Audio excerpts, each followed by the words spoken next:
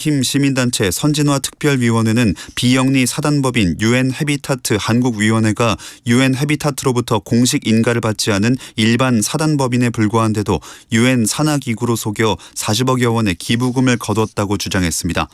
특위는 오늘 국회에서 열린 특위 전체 회의에서 이같이 주장하고 초대 회장이 문재인 정부 청와대 국민소통수석을 지낸 박수현 전 수석이라고 밝혔습니다. 오늘은 전국에 가끔 구름이 많이 끼겠고 곳곳에 소나기가 오는 곳이 있겠습니다. 소나기가 내리는 동안 돌풍이 불고 천둥 번개가 치는 곳이 있겠습니다. 동해안을 제외한 전국 대부분 지역은 폭염특보가 내려진 가운데 체감온도가 33도 이상으로 올라 무덥겠습니다.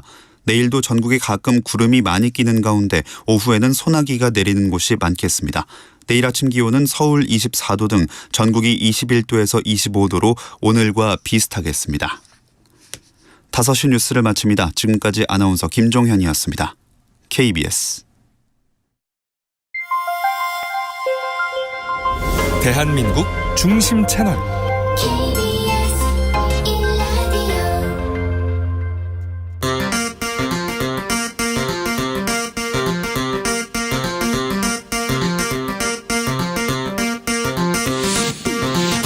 주진우 라이브.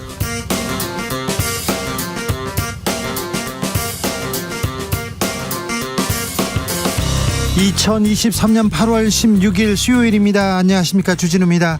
잼버리 파행 책임 따져야 하는 국회 행정안전위원회 전체회의 오늘 30분 만에 파행됐습니다. 이틀 남은 이동관 방통위원장 인사청문회는 제대로 진행될 수 있을까요? 국회는, 정치권은 왜 할 일 안 하고 계속 이렇게 공전하고만 있을까요? 정치권 일하게 돌릴 방법은 없을까요? 김성태 국민의힘 상임의장과 이야기해봅니다.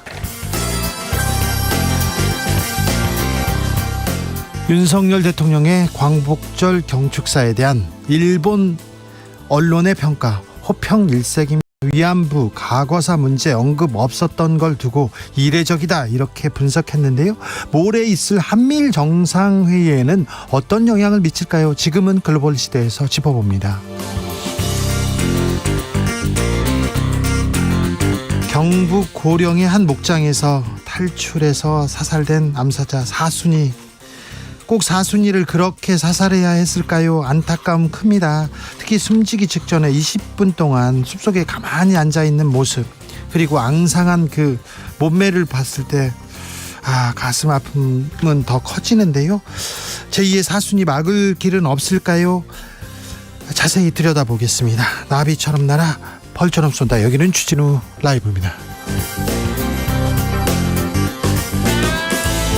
오늘도 자중자애, 겸손하고 진정성 있게 여러분과 함께 하겠습니다. 예전에 이런 얘기 많이 들으셨을 거예요. 다리 떨면 복 나간다, 안절부절 못하면 정신사납다, 밤에 휘파람 불면 뱀 나온다, 한숨 쉬면 근심 걱정 생긴다. 이 혼난 경험 있죠? 저는 다 혼났어요. 많이 혼났네. 제가 혼나는 것만 다 적어 놓으셨네. 그런데요, 오히려 그 약이 될 수도 있다고 합니다. 다리 떨면은 혈액순환에 좋다고 합니다. 근데 좀 방정맞아 보이긴 합니다. 네. 그리고 요 안절부절 못하지 않습니까? 그럼 몸을 더 움직이게 된답니다. 그런데 좀 불안하기는 합니다. 휘파람 불면 안면 근육 운동에 도움됩니다. 밤에 휘파람 소리 그렇게 즐겁진 않습니다. 잘 못 부는 사람이 불잖아요. 괴롭습니다. 깊게 숨을 쉬면 폐 건강에 좋다고 합니다. 한숨이 또 폐 건강에는 좋다, 이런 것도 있습니다. 좀 약간 핑계 된 것 같은데요. 좋게 보이지 않는 행동이지만 어떻게 좀 더 나은 방법일 수도 있어요. 무의식적으로 행동했는데 이거는 건강에 도움이 된답니다, 이런 것도 있잖아요. 저는 다리를 꼬고, 제가 한 5살 때부터는 다리를 꼬고 이렇게 앉았던 것 같아요. 어렸을 때부터. 그리고 짝다리와 다리를 꼬고 이렇게 앉았었는데, 몇 해 전에 다리를 꼬는 게 허리에 부담된다, 이 얘기를 듣고 한 3년째 지금 다리를 꼬지 않고 있습니다. 허리에 도움이 확실히 됩니다. 이런 건강에 도움이 되는 습관 있으면 알려주십시오. 샵9730, 짧은 문자 50원, 긴 문자는 100원이고요.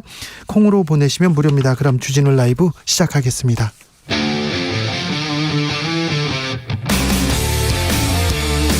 탐사보도 외길 인생 20년. 주 기자가 제일 싫어하는 것은?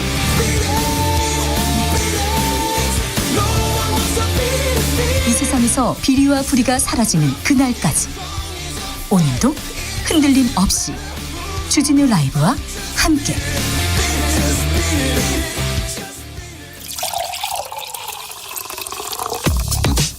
진짜 중요한 뉴스만 쭉 뽑아냈습니다. 주스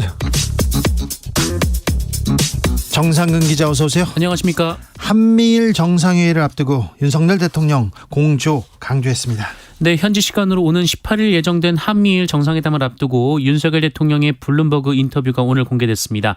윤석열 대통령은 이 인터뷰를 통해 국제사회는 어떤 경우라도 북한을 핵 보유국으로 용인하지 않을 것이라며 확장 억제와 관련해 한국과 미국, 일본 사이의 별도의 협의에도 열려있는 입장이라고 밝혔습니다. 그런데요, 저는 또 이게 좀 마음에 걸립니다. 중국 관련해서 수출 통제에 대한 얘기를 했어요. 네, 윤석열 대통령은 이번 인터뷰에서 이 미국의 대중국 수출 통제 조치 관련된 질문을 받고 한국도 국제사회에 책임 있는 국가로서 국제 평화와 안전의 유지를 위한 국제사회 수출 통제 논의에 적극 참여 중이라고 말했고요. 앞으로도 수출 통제 제도 운영과 관련해 주요국들과 긴밀하게 협의해 나갈 계획이라고 밝혔습니다. 대중국 수출 통제라. 이거 피해가는 외교적 발언은 없었을까? 다 이거 고려하고 한 얘기겠죠? 잠시 후에 저희가 좀 짚어보고 넘어가겠습니다. 일본은 독도 영유권 다시 주장합니다. 네, 7호 태풍 란이 일본에 상륙했는데요. 그런데 일본 기상청이 기상 지도에서 독도를 일본 영토로 표기해서 논란이 되고 있습니다. 미국은 동해를 일본해로 표기하고 있습니다. 네, JTBC는 어제 미국 국방부가 앞으로 우리 동해 바다에서 훈련할 경우 동해를 일본해로 표기하겠다는 입장을 밝혔다라고 보도했습니다. 앞서 지난 2월 미국은 동해상에서 한미일 훈련을 실시하며 훈련 장소를 일본해라고 표기를 해서 우리 군이 수정을 요구했다라고 밝힌 바가 있었지만 반영이 되진 않았었습니다. 미국한테 우리가 참 잘해주는데 계속해서 일본은 미국은 이렇게 상대하고 있습니다. 두고 보겠습니다. 한미일 정상회의 어떻게 진행되는지.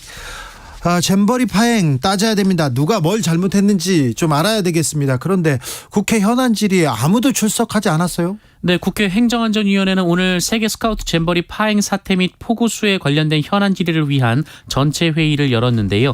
잼버리 조직위원장 중 한 명인 이상민 행정안전부 장관, 집행위원장이었던 김관영 전북도지사, 수해 관련 논란에서 큰 논란을 빚었던 김영한 충북지사 아무도 출석을 하지 않았습니다. 국회는 지금 뭐 하고 있습니까? 국민 대표에서 이런 거 따져야 되는데 왜 지금 공전하고 있는지 이 문제도 잠시 후에 저희가 짚어봅니다. 해병대 수사 외압 관련해서 수사심의위원회가 열립니다. 네, 호우 피해 실종자 수색 중 순직한 해병 사건에 대한 조사 결과를 경찰에 넘긴 혐의로 항명 혐의 수사를 받고 있는 박정훈 전 해병대 수사단장 관련 사건이 군 검찰 수사심의위원회에서 다뤄지게 됐습니다. 국방부는 오늘 기자단에 국방부 장관이 본 사안에 대한 국민적 관심을 고려해서 직권으로 군검찰 수사심의위원회를 구성 소집하도록 지시했다고 밝혔습니다. 군에서 있었던 일 공정하게 수사하도록 경찰청에 넘긴다, 이런 얘기도 있었고요. 외부 기관에서 재판받도록 해야 된다, 이런 얘기도 있었는데 수사심의위원회는 꾸리는 사람들의 의도대로 이렇게 결과가 나오는 경우가 많았어요. 검찰에서 많이 그랬거든요. 그러지 말아야 될 텐데 지금은 글로벌 시대에서 저희가 들여다보겠습니다. 이동관 방송통신위원장 후보자 아들 전학 당시 학폭 논란이 있었지 않습니까? 그런데 서류에 학폭, 아니요, 서류가 아예 없다고요? 네, 이동관 방송통신위원장 후보자 아들이 재학 중 학교폭력 논란이 불거진 하나고등학교가 당시였던 지난 2012년 이동관 후보자 아들에게 전학을 권고하면서 관련된 결제 문서를 하나도 남기지 않았다고 한겨레가 보도했습니다. 하나고는 전학을 권유한 과정과 결제 서류가 있는지에 대한 질문에 학폭 사건을 인지하고 가 피해 학생들을 상담한 결과 상호 화해가 이뤄진 사실을 확인했다라며 이에 자체 종결할 수 있는 사안으로 판단했다라고 밝혔습니다. 그런데 그때 폭력에 책상에 머리를 짚고 밟고 침대에서 눕혀 밟고 그런 얘기가 있었는데 그때 폭력으로 호소했었는데 이런 서류가 하나도 남지 않았다는 거, 이거 자체가 특혜다, 이런 지적도 있습니다. 이동관 후보자의 입장은 뭐라고 합니까? 네, 이동관 후보자는 지난 14일 국회 과학기술정보방송통신위원회 소속 민주당 의원실에 여러 질의에 답변 자료를 제출했는데요. 아들의 학폭 문제에 대한 질문에는 당사자들이 화해하고 처벌을 불언한 케이스라며 경징계 대상임에도 시범 케이스로 중징계 처벌을 받은 것 같다는 것이 다수의 학폭 전문 변호사의 견해라고만 말했습니다. 청문회에서 어떤 얘기가 나올지 좀 지켜보겠습니다. 언론재단 이사장 해임 움직임이 있었습니다. 그런데 부결됐습니다. 네, 한국언론진흥재단은 오늘 표한수 이사장 해임안을 이사회에 상정했는데요. 네. 이사회에서 부결이 됐습니다. ABC협회 신문 유가 부수 조작 논란이 불거진 이후 정부 광고 지표가 변경됐는데 이 과정에서 조작이 있었다며 특정 시민단체가 표한수 이사장을 고발했고 검찰이 수사에 나선 바 있습니다. 그런데요, 뭐 수사에 나섰다고는 하는데 무슨 밝혀진 거는 아직 없습니다. 언론재단 이사회에서 이사들, 그러니까 조선일보 출신 정권현 본부장, 윤석열 대통령하고 친한 분이라고 하죠. 그리고 연합뉴스 출신 유병철, 중앙일보 출신 남정호, 그리고 신문방송편집위원회 연합뉴스 TV 보도본부장 추승호, 이런 분들은 해임 찬성표를 던졌어요. 그런데 다른 분들이 비상임 이사들이 반대와 기권표를 던져가지고 이사장 자리를 지키게 됐습니다. 이분 임기가 10월 달까지예요. 얼마 전까지만 해도 이사장과 이사들이 그냥 편안하게 잘 지내고 있다, 이런 얘기를 들었어요. 문체부 장관도 언론인 출신이지 않습니까? 그래가지고 선배님 하면서 잘 지내고 있는데 갑자기 나가라고 이렇게 했는데 왜 그랬을까요? 왜 그랬을까요? 누가 공을 세우려고 했을까요? 자, 정권현, 그다음에 유병철, 남정호, 추승호, 이런 분들이 나서서 지금이라도 한 달이라도 빨리, 두 달이라도 빨리 내보내야 된다, 이렇게 결심하게 된 계기가 뭘까요? 이분들 이름 기억해 보세요. 아마 이번에 윤석열 정부에서 재미난 일이 벌어질 겁니다. 코로나 상황 어떻습니까? 네, 코로나19는 지난 8월 2주 주간 신규 확진자 수가 34만 9천 명, 하루 평균 5만여 명이 나왔습니다. 직전주보다 0.8% 증가해서 7주 연속 증가세입니다만 네. 이전에 비해서는 증가율이 크게 줄었습니다. 유행 확산세를 가늠할 수 있는 감염 재생산 지수도 1.04까지 내려갔습니다. 네. 다만 위중증 환자와 사망자 수가 급증했는데요. 지금 중요합니다. 위중증 환자 늘고 있습니다. 사망자 수도 급증하고 있습니다. 네, 하루 평균 재원 위중증 환자 수는 215명으로 직전주 177명보다 21.5%, 사망자는 직전주 97명에서 지난주 136명으로 40.2%가 급증했습니다. 위중증 환자와 사망자 수는 확진자 증가세의 후행 지표로 알려져 있습니다. 말라리아도 조심해야 됩니다. 모기 물리시면 안 됩니다. 모기에 물렸을 뿐인데 매우 심각한 질병으로 이렇게 이어질 수도 있습니다. 주스 정상근 기자 함께했습니다. 감사합니다. 고맙습니다. 저는 무의식적으로 했는데요, 건강에 좋은 것 같아요. 이런 습관들 듣고 있습니다. 9193님, TV 보면서 밥 먹으면 과식한다고 해서요, 저는 식사할 때 라디오 듣습니다. KBS 1라디오 주진우 라이브 들으면 좋습니다. 건강에도 좋고요, 정신 건강에도 좋고요, 아주 똑똑해집니다. 9369님, 아침에 일어나서 이 닦고 미지근한 물 한 잔 마시는 게 참 좋다고 하네요. 이를 닦고 물을 먹어야 됩니까? 물 마시고 이 닦으면 안 되죠. 이를 닦고 물을 먹는 게 좋다고 합니다. 저도 많이 들었는데, 네. 0147님, 지갑을 뒷주머니에 넣고 다니면요, 골반 틀어진다고 해서 20년째 지갑을 가방에 넣고 다니고 있습니다. 한쪽 이렇게 뒷주머니에 넣지 않습니까? 그러면요, 구멍 납니다. 네.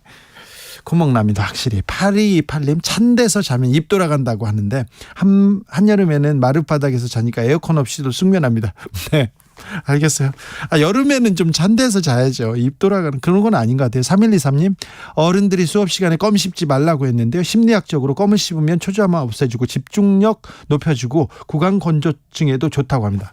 맞아요. 저 어떤 논문 읽었는데 뭘 씹는 게 집중을 하게 한다고 하더라고요. 그래서 공부하는 사람들, 그리고 또 어떤 과학자들이요, 뭘 씹으면서 연구하고 이렇게 글을 쓰는 경우 봤어요. 네. 그러니까 선생님들 말, 그리고 또 부모님 말이 다 이렇게 정답은 아닌 것 같아요. 아시잖아요, 다. 주진우 라이브.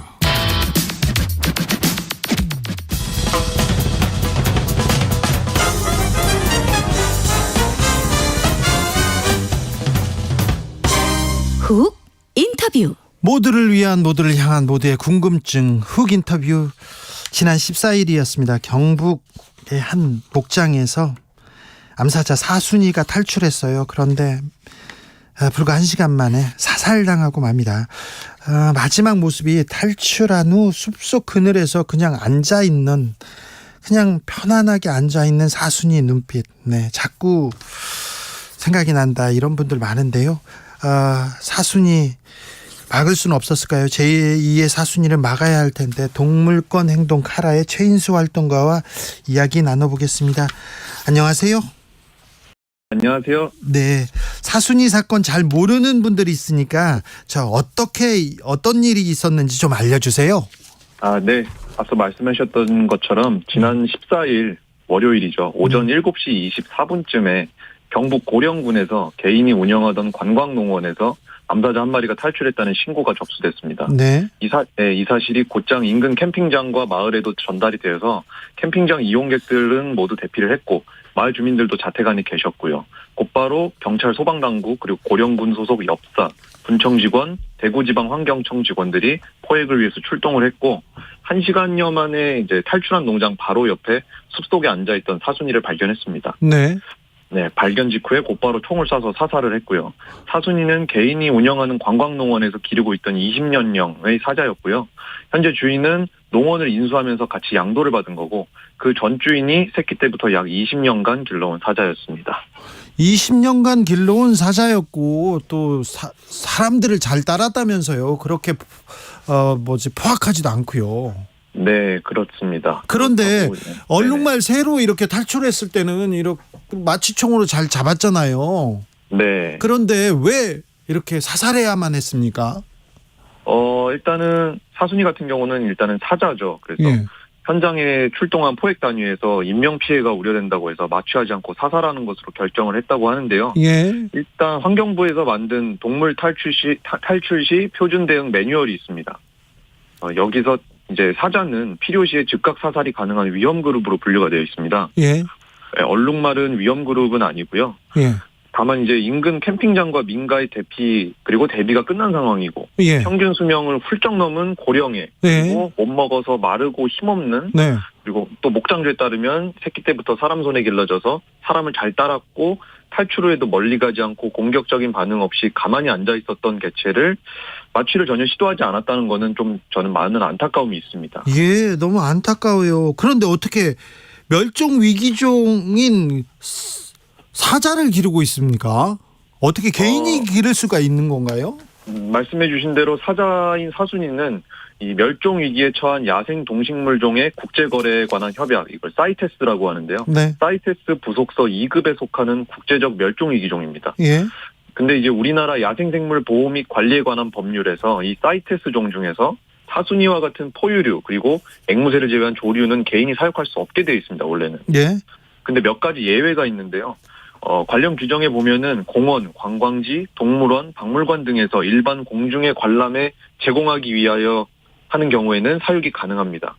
예. 이 사순이의 경우는 이 목장이 작년 2월부터 관광농원으로 지정이 됐고 예. 그래서 관광지이기 때문에 일단 1차적으로 사육이 가능했던 거고요. 예.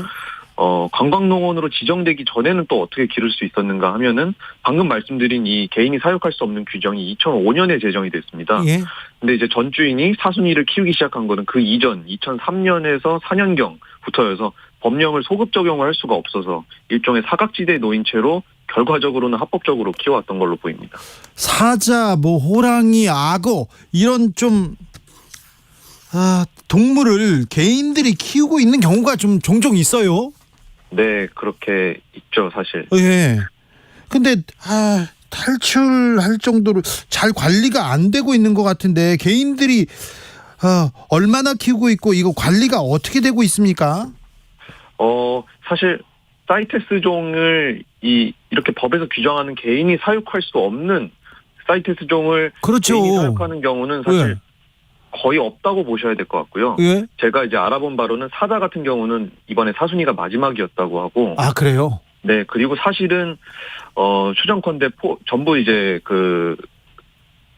환경부에서 모니터링이 안 되고 있는 경우도 좀 있을 겁니다. 예. 몇 가지 사례들이 있어요. 그래서 몇 년 전에 부산에서 이 사이테스 종이 원숭이가 집 지붕 위에서 발견이 됐는데 동물원에서 탈출한 것도 아니었고 주변에 뭐 어떤 시설에서 탈출한 게 아니었고 이 원숭이가 어디서 왔는지 모르는 거죠. 예.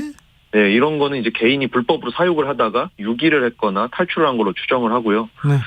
애초에 들어올 때부터 신고가 안 돼 있으니까 환경부는 전혀 파악을 못 하고 있습니다. 네, 그래도 환경청이 관리 감독 제대로 했어야 되는데 이런 목소리는 나옵니다.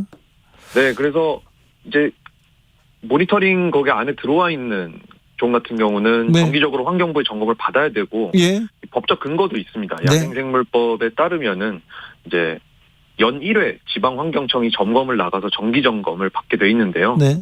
이때 점검하는 거는 사육시설의 현황 그리고 사육시설 관리 계획의 이행과 사육동물의 적정 관리 여부 요거를 보는 거예요. 이제 잘 키우고 있나 동물이 네. 괜찮은가 좋은 데서 키우고 있나. 근데 문제는 그렇게 법에 따라서 정기 점검을 실시하면서도 관리해온 게 지금 이런 사순이 같은 이 지경이라는 거죠. 네. 네, 사고 이후에 이제 공개된 사순이 모습은 고령인 걸 감안해도 지나치게 말라 있었고 말랐어요. 너무 앙상해가지고 네. 너무 아프더라고요. 맞습니다. 그게 가슴 아프더라고요. 그리고 생전에 이제 살던 사육장도 공개가 됐는데 아무것도 없이 그냥 텅 빈 시멘트 바닥뿐이었고 면적도 충분하지는 않았습니다. 예. 네, 그리고 관광농원 방문객들이 사순이가 있을 때 이제 인터넷에 올린 영상 같은 거를 보면은 계속 사순이가 배 식구를 앞발로 반복적으로 긁어대는 정형행동이라는 걸 보이는데요. 예. 이 정형행동은 먹이가 충분치 않고 그리고 안에서 할 게 아무것도 없기 때문에 반복해서 보이는 비정상 행동입니다. 너무 말랐어요. 너무 앙상하게 말랐어요. 제대로 먹지도 못했던 거죠. 네, 뭐 목장주는 그래도 식비가 많이 들었다라고는 하는데 예. 사실 반려동물에 들어가는 식비만 대조를 해봐도 그렇게 많은 돈을 쓰고 계시지는 않았어요. 야, 그렇군요. 그래서 결국은 이제 사순이 사육 환경은 사자의 복지를 전혀 충족시키지 못하는 아주 열악한 환경이었다고 볼 수 있고요. 네. 그런데도 환경청에서는 거기 정기 점검을 실시해 왔다고 하고요. 문제없다고 판단을 했으니까 그대로 둔 거고요. 환경청에서 그 정기 점검을 했다고요? 근데 문제가 없다고요? 네, 그렇게 지금 계속 두어왔던 거죠. 이거 환경청이 더 큰 책임을 져야 될 것 같은데요, 그러면? 네, 저도 그렇게 생각을 합니다. 그리고 네. 또 이번 사건 이후로 사순이 현 주인이 전 주인에게 사순을 양도받을 때 이 사이테스 종은 양도양수 신고를 다 환경청에 해야 되는데 네. 이걸 하지 않은 게 드러나서 과태료를 부과한다고 해요. 근데 이 사실이 왜 정기 점검을 할 때가 아니라 이런 사건이 벌어지고 그렇죠. 나서 드러나는지 네. 그런 부분이 좀 안타깝습니다. 아예 몰랐다면 모를까. 정기 점검을 했으면 관리 감독 부족하다는 비판 받아야 될 것 같습니다. 이지용님 네, 사순이 안 죽었어도 됐는데 안 죽였어야 되는데 안타깝습니다 얘기하고요. 이묘진님 인간이 동물들을 마음대로 착취하거나 죽여도 된다는 인식 사라졌으면 좋겠습니다. 어떻게 생각해 보면요, 20년 동안 그 작은 우리에 이렇게 앉아 있었잖아요. 그러다가 1시간, 한 몇십 분 이렇게 흙에 이렇게 앉아 있으면서 얼마나 편안했을까. 좀 안타깝습니다. 좀 안타까워요. 김영성님께서 사순이 사살에 대해서 국제동물협회 같은 데서 제재할 방법은 없습니까? 이렇게 물어보는데요. 그런 방법은 사실 없습니다. 결국 이제 우리나라로 또 들어오고 나서는 네. 우리나라 야생생물법으로 이제 다루기 때문에 네. 예, 자, 오히려 동물들이 동물원 그리고 우리를 자꾸 탈출합니다. 탈출하는 게 이 동물들의 본능이죠. 그런데 좀 재발 방지를 위해서 정부에서는 어떤 대책을 세워야 될까요? 우선은 동물원에 대한 내용을 다루고 있는 이제 전시시설, 관람시설까지 다 포함이죠. 예. 동물원 수족관법이 개정이 돼가지고 올해 12월부터 시행이 됩니다. 네. 여기서는 이제 그간에는 이런 시설들이 등록제로 아무나 쉽게 열 수 있었었는데 네, 그거 이게 문제예요. 이제 허가제로 바뀌어서 네. 한층 까다로운 요건을 충족을 시켜야 되고 관리 감독도 강화는 될 텐데요. 문제는 이미 존재하고 있는 열악한 동물원들입니다. 이제 시설이 오래된 것만 열악한 게 아니라 네. 동물 대상으로 만지기, 올라타기 체험 같은 동물에게 이제 많은 스트레스를 유발하고 예. 복지를 떨어뜨리는 전시 형태, 그리고 동물의 습성이 고려되지 않은 사육 환경, 이런 게 전부 이제 열악한 환경이라고 할 수 있는데요. 그렇죠. 네, 근데 이런 동물원들은 개정법이 시행되어도 5년의 유예 기간을 갖게 됩니다. 아이고 안 되겠네. 그래서 동물원 입장에서도 뭐 시간이 필요하겠지만 네. 동물들의 수명을 생각하면은 5년은 동물들에게 결코 짧은 시간이 아니죠. 예. 많은 동물들이 환경 개선이 이루어지기도 전에 여전히 열악한 환경에서 죽어갈 확률이 높고요. 네. 이 열악한 환경에 대해서 지금 법에서 미처 규정하지 못하고 있는 사각지대가 많은데 이런 부분에 대한 숙고와 의견 수렴을 통한 법이 이제 계속 보완이 돼야 될 거고요. 일단은. 네. 그리고 사슴이와 같이 이제 개인이 감당하지 못하고 사각지대에 놓여 있는 동물들, 그리고 이런 기준 미달의 동물원에서 사육 포기될 동물들은 앞으로 계속 나올 텐데 네. 얘네들을 수용할 보호 시설이 시급합니다. 아, 그러네요. 네, 지금 환경부에서 준비를 하고는 있는데 네. 전부 중소형 동물들, 막 라쿤이나 미어캣 같은 좀 조그만 동물들을 수용을 목적으로 한 곳들이라서 예. 사자, 뭐 코끼리, 얼룩말 이런 대형 동물들이 갈 곳은 없습니다. 그래서 대형 동물들도 수용, 그리고 수용뿐만 아니라 당연히 동물들에게 초점이 맞춰져 있는 보호시설 확충이 좀 시급하고, 저는 이 역할을 동물원도 같이 할 수 있다고 보거든요. 예. 그렇죠. 해야죠. 네. 관람객에 초점이 맞춰진 유락시설이 아니라 이미 인프라는 갖춰져 있으니까 예. 갈 곳 없는 동물들을 보호하는 보호시설로서 동물원이 역할 전환을 좀 해나가야 된다고 생각합니다. 네. 부경동물원에 갈비사자 바람이가 있었는데요. 그 갈비사자는 어떻게 됐습니까? 일단은 청주동물원, 공영동물원인 청주동물원으로 옮겨져서 지금 많이 이제 밥도 좀 많이 잘 먹고 잘 지내고 있는 편인데요. 네, 잘 먹어야죠. 네, 청주동물원 같은 경우는 공영동물원 중에서도 비교적 이런 제가 아까 말씀드렸던 동물원의 역할 전환을 좀 고민하면서 노력을 하고 있는 동물원이라고 보고 있어요. 예. 그래서 그런 곳에서 이제 수용을 해서 잘 돌봐주고 있는데 이제 남은 동물들이 좀 문제죠. 남은 동물들이란요? 부경동물원에 여전히 동물들이 남아 있으니까 아직도 그 동물들은 잘 못 먹고 있을 거 아니에요. 그럴 걸로 보이죠. 일단은 부경동물원 내에 계속 있을 건데요. 예. 지금 지난 12일부터 운영을 중단을 한다고 선언을 했거든요. 부경동물원에서. 예.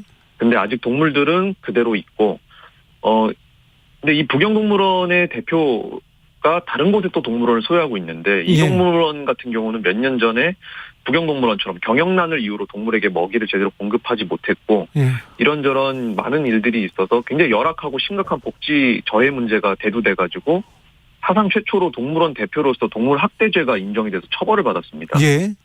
근데 지금 부경동물원도 마찬가지로 경영난에 시달리고 있다고 하고 이게 바람이한테 문제가 된 것도 쫄쫄 굶어서 깡마른 모습이었는데 그렇죠. 네, 이런 일들이 또 부경동물원 지금 남아있는 동물에게 벌어질까 봐 그게 걱정이고요. 네. 근데 현재 동물원 측은 남은 동물들을 돈을 받고 양도를 하겠다라는 의사를 보이고 있는데 동물원에서 동물을 받는다는 게 쉬운 일이 아니거든요. 네. 자리도 필요하고 합사도 잘 돼야 되고. 그래서 이게 원활히 이루어질 가능성은 낮다고 보고 있고 남은 동물들의 복지를 생각하면 반드시 다른 동물원으로 옮겨져서 최소한의 복지를 보장을 받아야 되는데 이렇게 열악한 환경에 방치돼서 굶고 있는 동물들에게 설령 동물 학대가 인정이 된다고 하더라도 지금 법적으로는 정작 동물들의 소유권을 동물원에게서 박탈할 수 있는 근거가 없습니다. 이 부분이 참 안타까운 지점이죠. 네. 국회 그리고 환경부에서 좀 나서서 이제 좀 대책을 세워야 될 것 같습니다. 말씀 잘 들었습니다. 최인수 활동가였습니다. 네, 감사합니다. 교통정보센터 다녀오겠습니다. 김민혜 씨. 네, 시각 교통정보입니다. 퇴근 시간이 가까워지면서 고속도로 특히 서울 방향으로 이동량 늘었는데요. 서울 양양고속도로 서울 쪽으로 남양주 요금소에서 강일까지 7km 정체되고 있고요.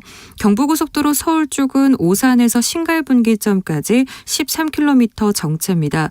이후 판교에서 한남까지는 11km 더디게 지내고 있고요. 서해안고속도로 서울 쪽은 서평택 부근 1, 2차로에서 낙하물을 처리하고 있습니다. 서평택 분기점에서 금천까지 총 26km 가다서다를 반복하고 있고요. 당진 대전고속도로 대전 방향은 세종터널에서 남세종 부근 1차로에서 도로 관련 작업으로 뒤로 3km 정체되고 있습니다. KBS 교통정보센터였습니다.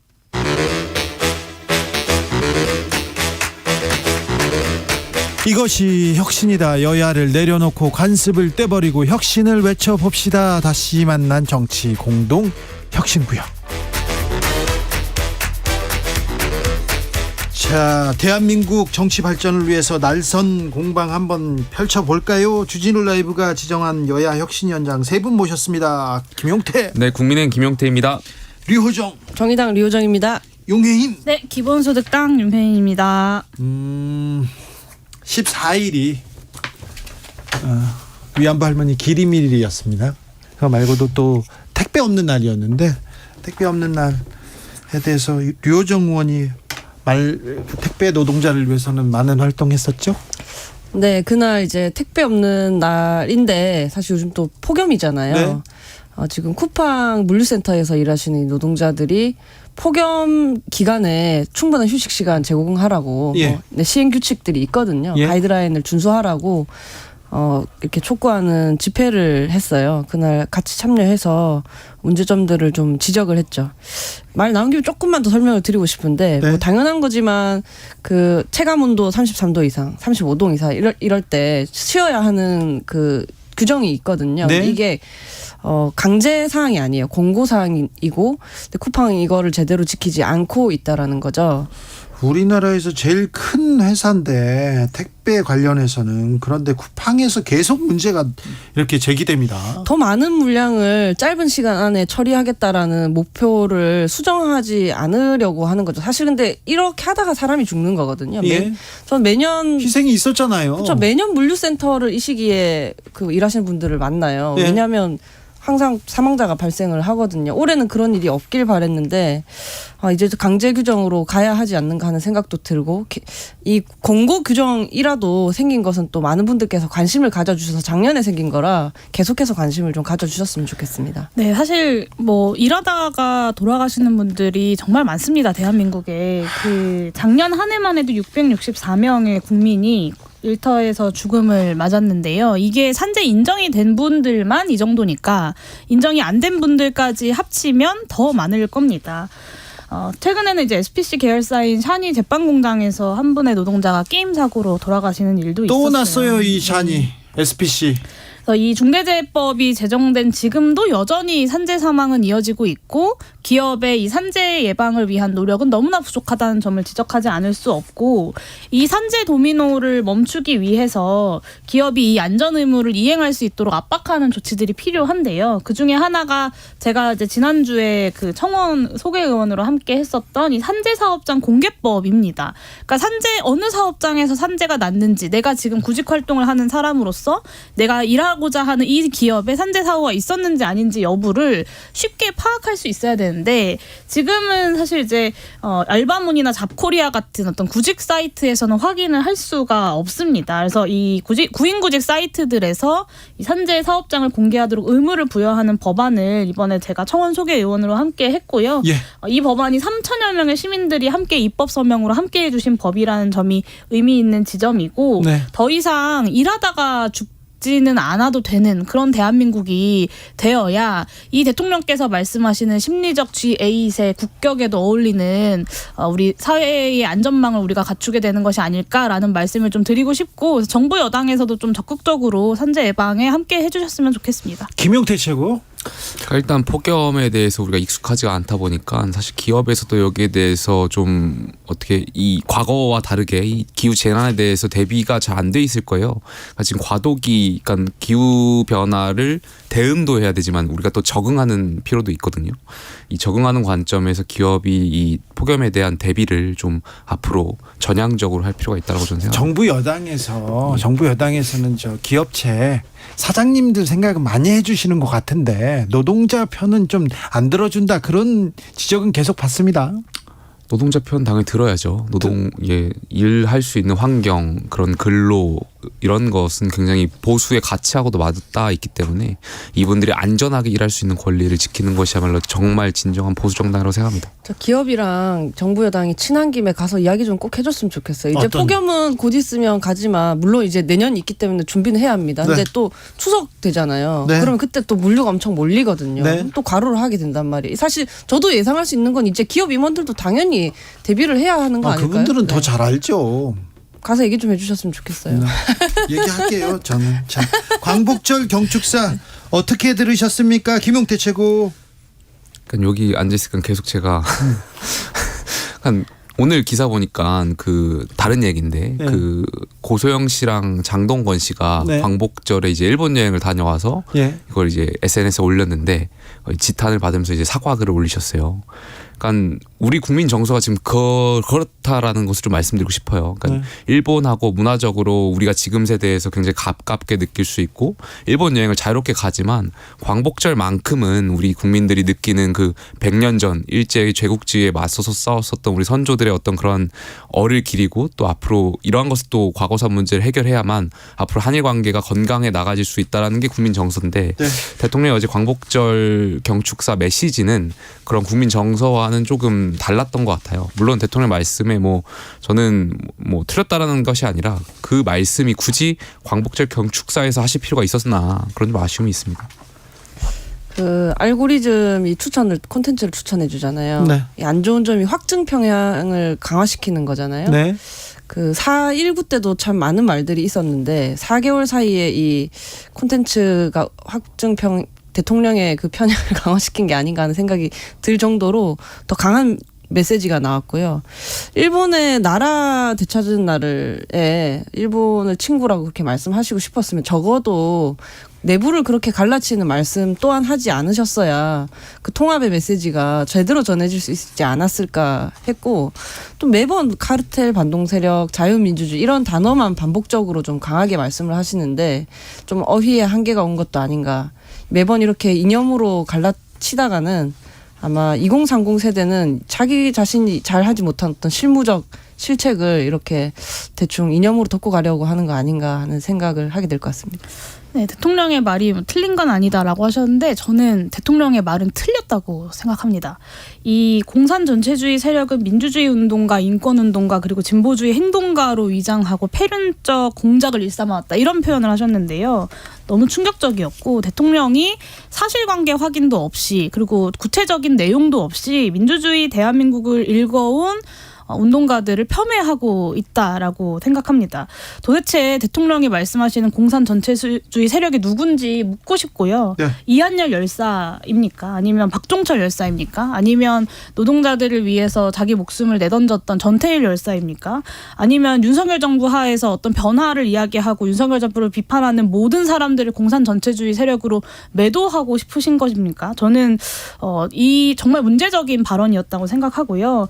그리고 이제 공산 전체주의라는 말을 제가 초중등 교과서에서도 본 적이 없고 어떤 사회학, 정치학 이론서에서도 본 적이 없는데 네. 이게 어디서 나온 말일까 너무 궁금해서 좀 찾아봤어요. 예. 근데 작년 8.15 기념사에선 없었거든요. 네. 그리고 그런데 올해 이제 4월 미 합동 그 연설, 그 미 의회 합동 연설에서 갑자기 등장을 했어요. 이 찾아보니까 조갑재 씨 같은 분들 그리고 전광훈 목사의 사랑제일교회 변호인단에서 사용하는 용어가 이 공산 전체주의입니다. 그래서 이 극우 유튜버들이 쓰는 단어 가지고 정치하지 않으셨으면 좋겠고 대통령께서 좀 유튜브 끊고 초중등 교과서부터 좀 다시 공부하셔야 되지 않을까 싶습니다. 어제 대통령의 연설은 크게 두 축이었던 것 같아요. 이제 우리 자유민주주의의 체제에 대한 어떤 우월함 강조하셨던 것 같고 두 번째는 이제 일본과의 미래의 관계였잖아요. 근데 지금 일본이 갖고 있는 그런 과거사에 대한 인식이 좀 많이 아쉽죠. 네. 그러니까 일본 총리는 아직도 야스쿠니 신사에 복납을 했고 네. 또 정조 회장인가요? 자민당에. 네. 그분 또 실제로 이제 신사 참배를 했었던 걸로 알고 있고요. 또 미국 같은 경우는 이제 연합훈련 하는데 그 동해 대신에 이제 일본해로 표기하겠다라는 그 기사를 또 제가 접해가지고 이번에 한미일 정상회담 하면서 저는 대통령께서 일본의 이러한 과거사 문제를 좀 직시할 필요가 있다라는 것을 좀 강조하셨으면 좋겠고 그래야만 저는 건강한 한미일의 관계 또 한일 관계가 유지될 수 있다라고 생각됩니다. 광복절인데 왜 대통령께서 과거 역사 얘기는 한마디도 안 하셨을까? 그리고 일본만 이렇게 파트너라고 했을까? 일본 언론에서는 호평일색입니다. 그리고요, 공산 세력, 반국가 세력이 활개를 치면 잡아가야 되는데 검사 출신이 얼른 잡아가라고 하세요. 누구예요, 도대체? 그 대한민국의 네. 사회적으로 대한민국 국민들이 합의한 반국가 세력은요. 네. 그 4.19 혁명을 진압했고 최초로 탄핵된 대통령이었던 이승만 대통령 네. 그리고 군부 독재로 국민들과 민주주의를 억압했던 박정희 대통령 그리고 실제로 국민 자국민에게 총칼을 들이댔고 광주의 민주화의 열망을 학살로 답변했던 전두환 노태우 대통령이 있습니다. 네. 근데 이분들은 다 지금 세상에 안 계시거든요. 예. 그렇다면 지금 있는 반국가 세력이라는 건 이 반국가 세력들을 계승하겠다라는 것처럼 보이는 국민의힘인가? 라는 생각이 저는 사실 듭니다. 근데 그 2018년도에 그 김정은 위원장이 답방을 하려고 했을 때 실제 그런 단체들이 있었잖아요. 김정은 위원장을 칭송하는 백두칭송위원회라든지 위인맞이 환영단 이런 단체들이 있었고. 저는요 그분들 그러니까 네. 최근에 밝혀진 사실은 일부 노동단체에 네. 북한이 지령을 내렸다라는 거잖아요. 이런 단체로 활동해가지고 김정은 위원장을 환영하려고 하는 그런 목적을 가진 단체를 만들어라. 그게 밝혀졌던 것이고 사실 그러한 반국가 세력들은 과거에 이제 존재해왔고 지금도 실존해 있으니까. 아니 그런 사람들을 네. 잡아가거나 아니면 정신병원으로 가 보내야 돼요. 근데 좀 따져봐야 되는데 계속해서 공산당 공산 전체주의 그다음에 반국가 세력을 얘기하는데 이거 생각이 다르다고 반국가 이렇게 얘기하는 거는 짐이 국가다 이 생각을 하시지는 않겠죠. 그건 아니겠죠. 설마 뭐 야당을 향해서 저는 반국가 세력이라고 지칭했을 거라고 생각하지 않아요. 아, 그렇습니까? 아까 조금 전에 말씀드렸던 것처럼 그 공산주의를 신봉하는 그런 단체들, 그러니까 실제로 했던 그 단체들을 가리켰던 것 아닐까. 저는 생각합니다. 그 어떤 간첩행위라는 건 당연히 물론 있기야 있죠. 우리나라뿐만 아니라 세계 곳곳에 있습니다. 간첩은 잡아가야 돼요. 심지어 대통령이 이제 친구라면서 넘어가서 좀 유야무야 됐지만 우리나라 대통령실도 불과 4개월 전에 미국에 도청 당했던 것 아닙니까? 사실 그것도 간첩행위입니다. 미국 그리고 간첩이죠. 미국 간첩. 네, 이런 부분들은 당연히 이제 수사를 통해서 뭐 이렇게 필요한 처벌이 있다면 이제 사법적 절차를 통해 내려지면 되는 건데 과연 그럼 그 개별적 사건들을 광복절의 대통령 기념사 어떤 역사적인 발언으로 남겨야 할 메시지로서의 이유가 있느냐 저는 그걸 묻지 않을 수가 없고 네. 어떤 나라의 수반이 민주주의와 진보를 이야기하는 사람들을 싸잡아서 반국가 세력이라고 이야기합니까? 저는 상식적인 민주주의 국가에서는 상상하기도 어려운 일이라고 생각합니다. 지금 우리나라에서 북한을 추종하는 사람들이 있을까요? 그리고 그다음에 공산당을 추종하는 세력이 있을까요? 저는 참 쉽지 않죠. 사실 너무 그게 사실이라면 너무 사소한 어떤 말씀하시지 않았으면 알지도 못해. 전 처음 들었거든요. 그런 세력을 두고 주요한 축사를 낭비하신 셈이죠. 그냥 이 중요한 축사를 상대 진영에게 시비 걸기 위해서 사용하시지 않았으면 좋겠어요. 없진 않겠죠. 아니, 없진 않겠죠. 그 수사를 통해 그걸 왜 8.15에서 그 귀중한 시간을 이렇게 써야 하냐고요, 대통령이. 김용태 측 하나만 물을게요. 예, 예. 김태우 전 강서구청장 네. 특사 이렇게 네. 광복적 네네. 특사로 이렇게 풀려났어요. 난 강서구청장 출마하다 이렇게 네네. 선언했는데 어찌 들으셨어요? 뭐 지난주 이 자리에서 말씀드렸지만 일단 김태우 전 청장 사면 받았기 때문에 본인은 이제 강서구청장 나갈 수도 있고 본인이 이제 지원할 수도 있겠죠. 다만 당에서는 좀 여기에 대해서 재공천은 신중할 필요가 있을 것 같아요. 그러니까 김태우 전 청장의 개인의 어떤 뇌물이나 이런 성범죄로 인해서 치러지는 선거는 아니지만 그럼에도 불구하고 김태우 전 청장의 유책으로 인해서 어쨌든 재보궐 선거가 있는 거기 때문에 해당 후보자 말고는 다른 후보자를 내는 것이 조금 더 신중할 필요가 있지 않나 생각합니다. 오늘 행안위가 열렸습니다. 잼버리 파행에 대해서 따지고 물어야 되는 그런 자리인데요. 도망갔습니까? 누가 도망갔습니까? 용해인 의원 화가 났어요? 네, 오늘 국민의힘 의원님들이 도망가셨습니다. 아, 그래요? 현안 질의를 하지 않고 회의가 진행되는 중간에 자리를 박차고 나가셨는데요.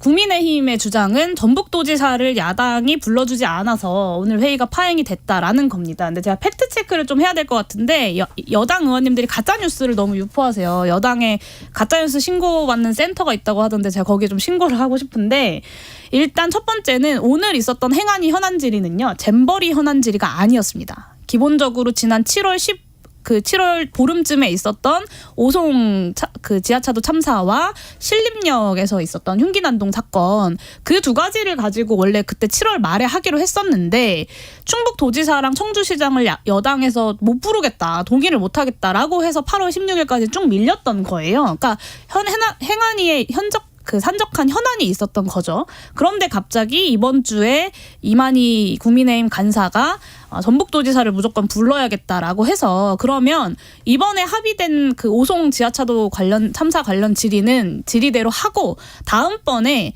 여당이 원하는 날짜에 전북도지사도 불러서 별도로 현안 질의 날을 잡아서 하자라고 했더니 그건 또 못하겠다는 겁니다. 그러면서 정부 측 인사들도 출석하지 못하게 하겠다라고 해서 오늘 국회의 행안위가 회의를 열었음에도 불구하고 정부 인사들이 단 한 명도 참석하지 않는 일이 벌어졌고 여당 의원님들은 회의를 열지 않고 박차고 나갔다라는 것이 이제 팩트이고요. 왜 도대체 이렇게 오늘의 현안 질의를 못하게 막고 싶었는가 여당이 저는 그 부분을 묻지 않을 수 없고 오송 지하차도 참사 이 국민들이 납득하기 어려운 참사에 대해서 윤석열 정부와 여당의 지자체장들에 대한 책임을 묻고 싶지 않았기 때문에 전북도지사라는 말도 안 되는 이유로 오늘의 회의를 파행시킨 것이다라고 볼 수밖에 없습니다. 글쎄 뭐 저는 말씀하시는 것도 형식적인 논리라고 생각되고요. 아니 그 오송 참사 당연히 현안 질의해야 되고 네. 당연히 그 긴급 현안이라고 해가지고 잼버리 사태가 온 국민의 관심을 받았더라면 전 당연히 전북도지사도 모셔가지고 여기에 대해서 국회의원들이 현안 질의했었어야 된다고 생각되거든요. 그게 만약에 시간적 여유가 안 된다면 뭐 용해인 의원이 지금 말씀하셨지만 그 사실관계 다시 확인해봐야 되겠지만 여야 간사간에 합의해가지고 뭐 현안 질의를 매일 열어서라도 이 오송이라든지 뭐 전북도라든지 이 관련된 거 다 하면 되잖아요. 근데 여야가 서로 지금 정쟁화하면서 지금 어떻게 보면 국회의원으로서 서로가 방치해 놓는 것 같아가지고 저는 이거는 여야 간사가 빨리 합의하셔가지고 전북도지사 부르고 충북도지사 부르고 다 부르면 될 것 같습니다. 근데 16일 그래서 이렇게 오송 지하차도 먼저 하고 여당이 원하는 날에 잼버리 잡자라고 했는데 16일에 잼버리를 먼저 하는 거 아니면 안 되겠다는 거예요. 여당은. 그리고 그게 양보안이라는 거예요. 네. 근데 야당은 그러면 받아주고 같이 하면 되는 거 아닙니까? 왜 계속 이렇게 긴장 상태 좀 다르죠. 오송 지하차도는 그러니까, 사람이 죽은 참사의 문제인 그러니까 것이고 다 불러서 그러니까 그리고 또 두 번째는 그래서 네. 계속 이렇게 가게 되면은 결국에는 협상이 안 되고 방치되는 거잖아요. 저 그게 굉장히 답답한데 근데 그 협의를 하던 중에 자리를 박차고 나가셨어요. 그래서 원내대표를 만나고 오겠다 이만희 간사가 하시더니 소통관에 가서 기자회견을 하시고 그렇게 협상이 깨지고 파행돼서 여기까지 오게 된 거거든요. 네. 그런데요. 이런 걸 두고 정쟁이라고 하는 거죠. 네. 이것을 저는 정쟁이라고 볼 수는 없다고 생각합니다. 여기에는 분명히 국민의힘에게 파행의 책임이 있는 거고요. 이 책임을 묻는 것을 정쟁이라고 한다면 저는 국회에서 아무것도 논의할 수 없다고 생각합니다. 저는 내일 모레 이동관 방송통신위원장 후보자 청문회 잘 열릴까 걱정입니다. 이 문제도 그러면은 국민의힘에서 지금 증인을 채택해주지 않는다면서요. 그리고 각종 자료를 제공하지 않는다면서요. 제출하지 않는다면서요. 이 청문회는 잘 열릴 수 있을까요? 사실 지금 방통위원장 경우에는 청문 보고서 없이도 대통령 임명이 가능한 건이잖아요. 그걸 굳이 또 파행까지 시켜가면서 더 상태를 악화시킬 판단을 하지 않았으면 좋겠어요. 지금 이마저도 요식행위에 불과하다는 지적을 지금 받고 있는데 반드시 이게 그래도 인사청문회를 잘 열어서 지금 그 후보자의 어떤 언론관이 많은 비판을 받고 있잖아요. 여론조사도 있고 그런 부분들이 좀 낱낱이 드러날 수 있는 청문회가 되어야 한다고 생각합니다.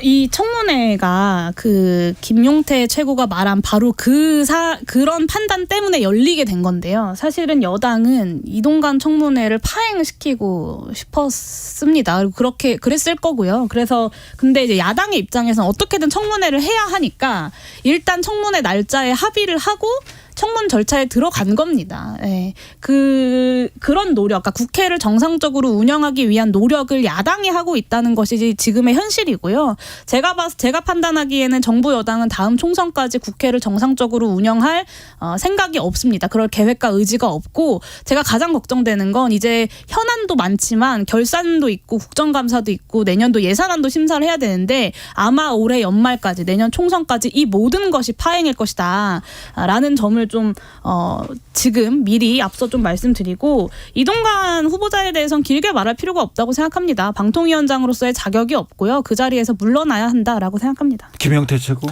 저는 국민의 한 사람으로서 봤을 때 정치권이 여야가 정말 무의미하게 계속 싸우는구나. 아니 여당도 증인 빨리 채택해주고 자료 다 제출하고 후보자도 야당도 여기에 대해서 빨리 동의해가지고 바로바로 청문회를 준비할 수 있게끔 해야지. 여야가 맨날 정쟁만 일삼으니까 국민들 봤을 때 쟤네들 뭐 하나 아니, 이렇게 생각할 것 같아요. 증거를 제출하지 않고 그러니까 저는 여당도 여기에 대해서 네. 후보자도 여기에 예. 대해서 야당이 제출하라는 증거라든지 증인에 대해서 빨리 협조해야 된다고 저는 생각하고요. 야당도 여기에 대해서는 계속해서 이렇게 말꼬리나 이런 거 잡을 필요 없이 또 청문회가 열릴 수 있도록 또 협조해야 된다고 생각합니다. 네. 국회가 계속 파행 정쟁 이런 단어로 계속 이렇게 점철되고 있습니다. 언제 이렇게 좀 역할을 했다. 이번에는 여야가 합의를 이뤄냈다. 이런 얘기는 좀 못 들어요. 계속 못 듣습니다. 세금 깎는 건 합의를 잘합니다. 합의한 거 있죠. 국회의원분들 본인의 한정에서 코인 전수조사하는 거.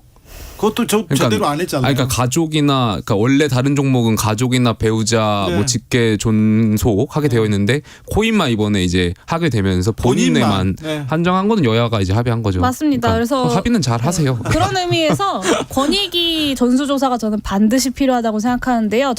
아마 정의당에서도 동의서 내셨을 거고 저도 저랑 배우자의 동의서를 냈고요. 국민의힘에서도 그렇고 민주당에서도 그렇고 이 이제 권익위원장도 바뀌지 않았습니까? 여당에서도 동의 못할 이유가 없다. 그래서 여당과 제1야당이 이 권익위 전수조사에 빠르게 좀 동의해서 절차가 진행될 수 있으면 좋겠습니다. 네. 강승규 수석의 전당대회 개입설은 어떻게 보십니까? 글쎄 좀 더 밝혀지는 게 있어야겠지만 일단 목소리가 나왔잖아요. 언론에 드러난 것만으로 보자면 저는 정권이 이제 바뀌게 될 때 되면 5년 뒤쯤 되면 감옥 갈 사람들이 많겠구나 이런 생각을 해봤습니다. 네. 네. 굉장히 위험한 일들을 하시고 계시구나. 그렇죠. 박근혜 전 대통령이 이 사안으로 공천 개입 사안으로 징역 2년 이렇게 판결받으셨는데 이 사안도 그게 굉장히 무거운 굉장히 중차대한 문제인데 왜 이렇게 조용하죠? 당내에서도 조용하고. 당을 사실상 이제 지배하고 있는 곳이 어디인가에 대해서 저희가 다 알고 있어서 그냥 일상적인 풍경으로 받아들이는 것 같은데 네. 실제로 중대한 문제이긴 하죠. 네. 그래서 윤석열 신당이라는 게 저는 별로 가능성이 없어 보여요. 지금 국민의힘이 지금 용산당이다 이런 얘기도 나오는데 대통령실이 이렇게까지 당에 대한 그립을 세게 쥐고 가고 있는데 네. 윤석열 신당이 필요한 이유가 뭐가 있겠습니까? 공산 전체주의 얘기하면서 김일성주의를 신봉하는 사람이 있을까요? 그리고 북한을 추종하는 사람이 있을까요? 제가 그런 분들은 잡아가야 된다. 정신과 치료가 필요하다 이렇게 얘기했는데 그건 또 정신과나 정신병원에 계신 분들한테 좀 미안한 말이 돼가지고 그 부분에 대해서는 제가 사과하겠습니다. 세 분 감사합니다. 네, 감사합니다.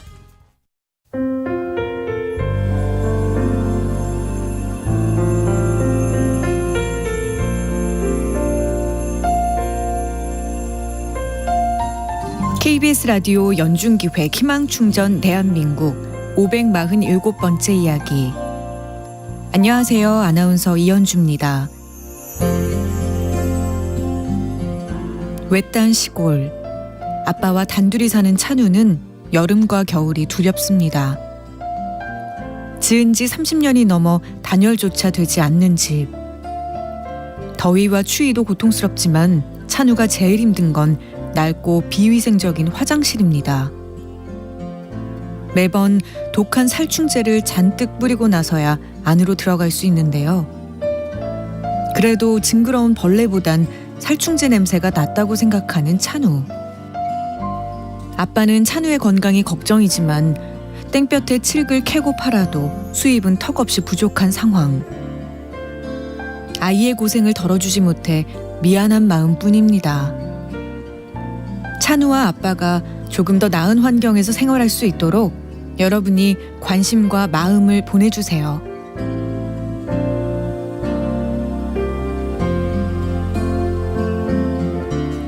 여러분의 따뜻한 손길이 희망의 빛이 됩니다. ARS 060-700-1580 060-700-1580 한 통화 3,000원으로 희망을 선물해 주세요. KBS 라디오 연중기획 희망충전 대한민국은 초록우산 어린이재단, 인탑스 주식회사, 그리고 청취자 여러분과 함께합니다. ARS 060-700-1580 한 통화 3,000원입니다.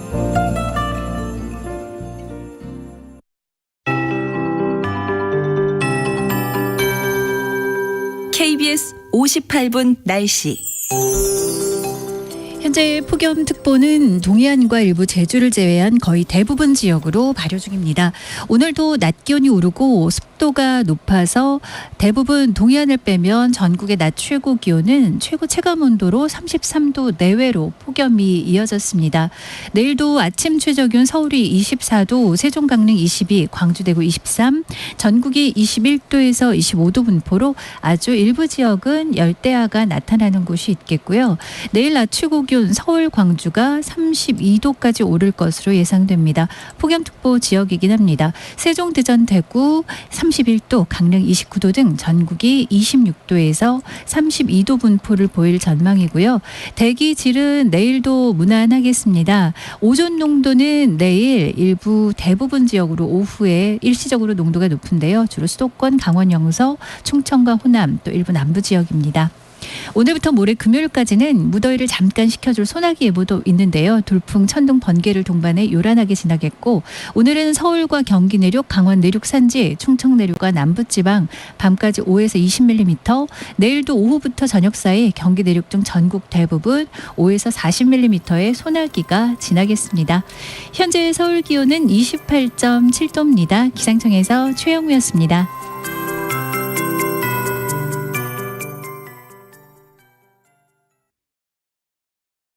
정성을 다하는 국민의 방송 KBS가 6시를 알려드립니다.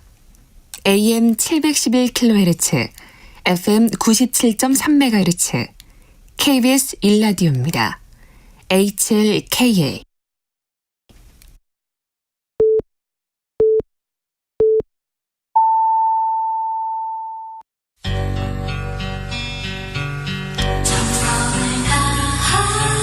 정성을 다하는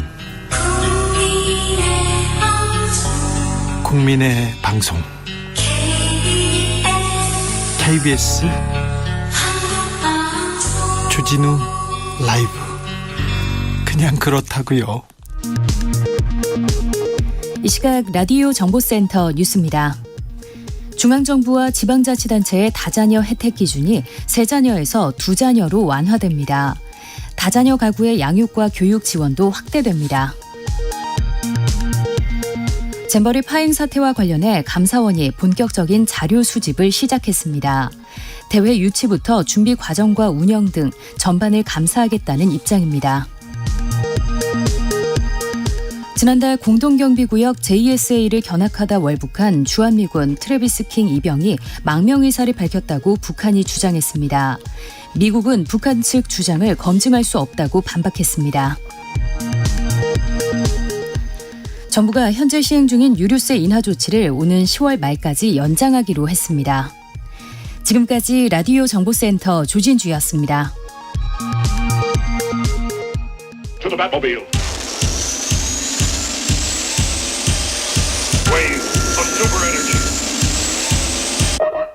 주 기자의 1분. 단독 이동관 대변인실 언론 길들이기 VIP 기사 협조 요청 적극 호응. KBS 기사입니다. 이동관 청와대 대변인실 친박 탈당에 주저앉힐 대응 강국. 미디어오늘 기사입니다. 이동관 중앙기자 격려 필요. 박복은 장관 됐다. MBC 기사입니다. 편집국장 친화대 좀 봐줘. 본인 땅 투기 기사의 외압. 한겨레 기사입니다. 단독 이동관 MBC 경영진 교체 개혁 직접 보고. MBC 기사입니다. 단독 이동관 대변인실 분신하면 평생 먹고 산다. 극우 매체 기자 소송 지원 시도. 경향신문 기사입니다. 단독도 있습니다. 이동관 홍보수석실 문건 보니 청와대 비판하면 문제 보도. MBC 기사였고요. 단독 이동관 아들 학폭 전학 밀실 처리. 하나고 결제 서류 없다. 한겨레 기사였습니다. 이번 주만 쏟아진 이동관 방통위원장 후보자 관련 특종 보도였습니다. 하나같이 낙마할 수도 있을 만큼 큼직한 사안인데 조용합니다. 매일 새로운 문건이 쏟아져서 그런지 잘 모르겠습니다. 그리고 MBC, KBS 한결의 경향 말고 다른 언론사는 특종에 관심이 없다는 거 좀 신기하지요? 비판이 직업인 기자에게 비판한다고 문제 기자라고 하던 때가 있습니다. 비리를 저질러서 고발했더니 좌파라는 딱지를 붙이던 때가 있습니다. 언론인을 사찰하고 고발하고 퇴출하고 시사 프로그램 폐지하던 때가 있습니다. 친정부 언론에겐 특혜를 몰아주던 때가 있습니다. 이명박 정부 때입니다. 이동관 후보자가 언론의 사령탑을 맡았을 때였습니다. 이러고도 이동관 후보자가 언론 정상화를 말합니다. 공정 언론을 말합니다. 전두환 씨도 정의사회 구현을 말했습니다. 주 기자의 1분이었습니다.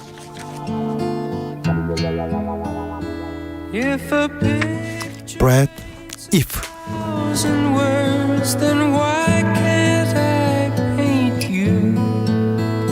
The words will never show the you I've come to know. If a face could launch 1,000 ships, then where am I to go? There's no one home but you. You're all that's left me to. And when my love for life is running dry, you come and pour yourself on me.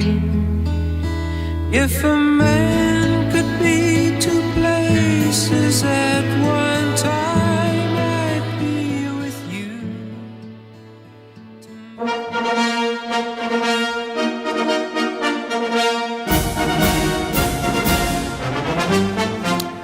진짜 보수의 품격 있는 나라 걱정, 이것이 보수다. 시사 1타 강사입니다. 김성태 국민의힘 중앙위원회 의장 오셨습니다. 어서 오세요. 예, 안녕하세요. 김성태입니다. 네. 의장님 잘 지내십니까? 예, 뭐 그렇습니다. 네. 의장님, 윤석열 대통령 광복절 경축사 어떻게 들으셨어요? 한마디로 뭐 자유와 인권의 가치에 대한 확고한 소신, 그러니까 자유민주주의 이 체제에 대한 소중한 그 가치를 앞으로 대한민국이 더 큰 대한민국으로 발전하기 위해서는 이 가치 속에서 이루어져야 된다는 것은 대통령의 소신이 있는 거죠. 소신인데 공산 전체주의 반국가 세력 활개친다 이것만 들리던데요. 그러니까 소위 진보 좌파를 바라보는 그런 국민들의 시선이 바뀐 것이 이제 발언의 배경 중에 저는 하나라고 보고 있습니다. 그러니까 전 국민을 공포로 몰아넣었던 뭐 이 강우병, 사드, 전자파 이런 뭐 괴담이 결국은 정치적 목적을 가진 괴담 선동이었음이 밝혀지고, 또한 이번에 후쿠시마 이런 오염수 방류 그 반대 투쟁에서도 같은 강령이 재현되고 있거든요. 국민들의 시선이 싸늘하지 않습니까? 네. 그런 측면에서 이제는 이런 이제 가짜뉴스 괴담 뭐 이걸로 국가 안보 의식도 흐트러져서는 안 된다는 그런 의장님, 후쿠시마 오염수 문제로 국민들이 왜 국민의 건강권을 안 챙겨? 그래서 정권에 대해서 싸늘한 눈빛을 보내는 거 아닙니까? 네. 자, 경축사가 나오자마자 일본 언론들은 다 아이고 역사 문제도 얘기 안 했다 하면서 호평 일색입니다. 그렇습니다. 네, 일본에서는 호평받고 국내에서는 공산 전체주의 반국가 이거 반대하면 공산당 그렇게 생각하시는 건 아니죠? 그러니까 요 근래 이제 광복절을 맞이해가지고 네. 가금 민주화 투사들이 모여가지고 우리가 만든 쓰레기는 우리가 치우겠다고 이렇게 선언한 내용 알고 계시죠, 주 기자? 네. 그때 뭐 이제 조선일보에만 크게 나왔습니다. 뭐 범인년 그 남측본부 사무처장 출신 민경무 그 대한연대 대표도 있고 또 저 서울대 산민투 위원장 그분도 계시고 뭐 여러분이 계시지 않습니까? 그래서 이분들도 뭐 이런 자성의 목소리를 내는 것은 이제 시대 정신이 예. 과거에 우리가 민주화 이렇게 인권 자유를 위해서 갈구했던 그 소중한 투쟁의 가치들이 이게 그러니까 뭐 어제 강복절에 나온 의미입니다만은 이게 북한이 자유민주주의 체제로서 대한민국과 지금 이제 비록 분단된 국가지만은 경쟁을 하고 있다면 모르는데 근데 경쟁이 안 되죠. 이미 끝났어요. 이 체제 전쟁은 뭐 대한민국이 세계 10위권의 경제 대국이 됨으로써 게임은 끝나버렸잖아요. 네. 그렇기 때문에 이제 북한이 가장 대한민국에 지금 위험한 그런 국가 중에 하나잖아요. 가장 뭐 큰 위험 국가죠. 그렇죠. 위협이죠. 핵미사일 개발로 늘 공갈 협박치고 있으니까 이제 그래서는 안 된다. 그러니까 이런 체제에 잘못돼 가지고 함몰돼 가지고 그런 체제를 옹호하고 대변해서도 안 된다는 게 이번에 이제 윤석열 대통령의 강복절 경축사에 분명한 의미를 두고 있는 거죠. 여권에서도 때와 장소 가리지 못했다. 과하게 일본만 이렇게 칭찬하더라. 이런 얘기 나왔습니다. 이준석 전 대표를 비롯해서 네. 이렇게 비판의 목소리가 있어요. 그렇죠. 어제 이제 강복절 경축사이기 때문에 네. 우리가 이 강복절은 정말 1945년 8.15 해방을 통해서 이루어진 그런 날이죠. 역사적 의미가 있죠. 역사적 상당히 중요한 거죠. 뭐 그렇지만 이제 한일 관계 개선 미래를 위해서는 지금 북한이 핵미사일을 통해서 대한민국을 이렇게 위협하고 그런 불안한 안보 상황에서는 일본과의 또 이런 굳건한 파트너. 안보 관계를 통해서 이제 북한을 견제할 수밖에 없다는 그런 입장을 보임으로써 대려 북한 체제가 생각을 바꾸게 하겠다는 게 그게 윤석열 대통령의 생각 아니겠습니까? 박근혜 전 대통령이 광복절 경축사에서 이런 얘기했어요. 역사는 자기 성찰의 거울이자 희망의 미래를 열어가는 열쇠다. 일본은 가해자다. 역사를 직시하라. 이런 얘기도 했었는데 그러니까 윤석열 대통령은 그러니까 윤석열 대통령이 어제 경축사 발언에서 앞으로 이걸 진짜 공황 정국을 조성하고 불법 부당한 어떤 통치 권력으로서 민주주의를 퇴행시키는 어떤 그런 국정 운영의 통치권자라면은 이거는 국민들이 그냥 있을 수가 없겠죠. 그렇지만은 그게 아닌 지금 상황에서 공산 전체주의 세력을 무조건 맹종하고 추종하는 그런 세력들에게는 굴복해서 안 된다. 이 의미는 앞으로 자유민주주의 대척점에서 개인의 자유와 시장 경제를 부정하는 이 사람들의 목소리보다는 자유민주주의를 지키고 또 가꾸기 위해서 발전시키기 위해서 희생하고 헌신하신 분들 또 이 체제를 중시하는 대한민국 국민을 존중하겠다는 그런 이야기입니다. 너무 제가 좀 대변을 잘했습니까? 대변하느라고 고생하신다 이런 생각도 듭니다. 자, 운동권 588의 반성문 그런 얘기를 했는데 조선일보에서 크게 썼죠. 그리고 다른 언론에서도 같이 썼는데요. 그분들이 운동권을 대표한다고는 전혀 보이지 않고요. 아무튼 8.15에 그런 얘기를 하셨구나 이런 생각이 조금 들었습니다. 예. 자, 몇 가지 현안 물어볼게요. 예. 의장님, 광복절 특사하고 김태우 전 강서구청장 특사에 포함됩니다. 대법원 판결된 지 서너 달 만에 특사 받았습니다. 네. 그리고 강서구청장 출마하겠다 이렇게 외칩니다. 자, 강서의 터줏대감 김성태 어떻게 해야 됩니까 이거? 자, 대통령의 사면권 행사는 헌법이 보장한 대통령의 고유 권한이죠. 네, 권리입니다. 이 사면 권한을 가지고 김태우 전 강서구청장을 특별 사면 복권을 시켰죠. 예. 이것은 한마디로 공익 제보자로서의 그의 헌신과 노력에 대해서 국가 인권이나 다른 부분에서 국가 권익 위해서도 권익위원회에서 공익 제보자는 아니라고 했어요. 아니 공익 제보자를 인정을 했죠. 인정 안 했다니까요. 인정했다가 이번에 좀 일부 내용을 수정하고 그런 부분은 있습니다. 문재인 정부에서는 공익 제보자로 인정을 했습니다. 그냥 그 이제 공익 제보한 내용이 워낙 방대하다 보니까 어떤 거는 아니고 어떤 거는 인정이 되어지고 그런 식이었죠. 자, 그렇게 해서 윤석열 대통령의 사면 권한은 존중되어져야 되는 것이고 공익 제보자로 그 취지는 분명인 것이고. 자, 그렇다고 해서 이제 윤석열 대통령이 이 사람을 이번 10월 11일 있을 강서구청장 재보궐선거에 한마디로 출마를 시켰으면 좋겠다 이런 입장을 가지고 쉽게 말하면 당에 뭐 부담을 줬거나 이런 거는 전혀 아니에요. 네. 이제 시간은 대통령의 사면 권한으로 대통령은 그런 사면권을 행사했고 이제 당은 이제 10월 11일 날 이 강서구청 재보궐선거에 우리가 어떤 후보를 세우고 안 그러면 후보를 내느냐 마느냐 뭐 우리 국민의힘 당은 당규상에는 우리 당 기책의 사유로 재보궐선거가 발생했을 시에는 후보를 내지 않는다는 그런 규정이 있기 때문에 네. 지금까지 대체적으로 그 규정을 지켰어요. 자, 그래서요. 의장님. 자, 그렇기 때문에 후보를 낼 것이냐 말 것이냐, 낸다면 누구를 낼 것이냐, 이거는 진짜 당의 판단인 거죠. 그래요? 네. 저 김태우 전 구청장 가능성 높은 거 아닙니까? 윤핵관 권영세 의원 다 바로 얘기하던데요. 주요 고려 대상인 건 맞죠? 저는 그 고려 대상에서 빠질 이유는 없다고 봅니다. 그렇습니까? 예. 강서의 영향력이 큰 김성태가 말하면 김태우 강서구청장 나올 가능성 크네요. 제가 꼭 그렇기보다는 네. 저도 입장은 분명해요. 네. 대통령의 사면권은 사면권대로 존중되어져야 되는 것이고. 그러니까 출마해도 된다. 김기현 대표, 김기현 당 체제에서 우리 강서구청장은 단순히 이번에 구청장 보궐선거 이 하나의 의미를 담는 게 아니고 6개월 후에 있을 앞으로 내년 4월 총선에서 가늠자가 될 수 있기 때문에 상당히 중요한 선거죠. 그렇기 때문에 중앙당 입장에서는 사활을 걸어야 되는 것이고 모든 수단 방법을 다 동원해서 이기는 선거. 네. 또 선거 전략이 내년 총선에 미치는 그 영향, 이런 모든 걸 판단해서 결정해 줘야 된다. 김태우도 배제하면 안 된다.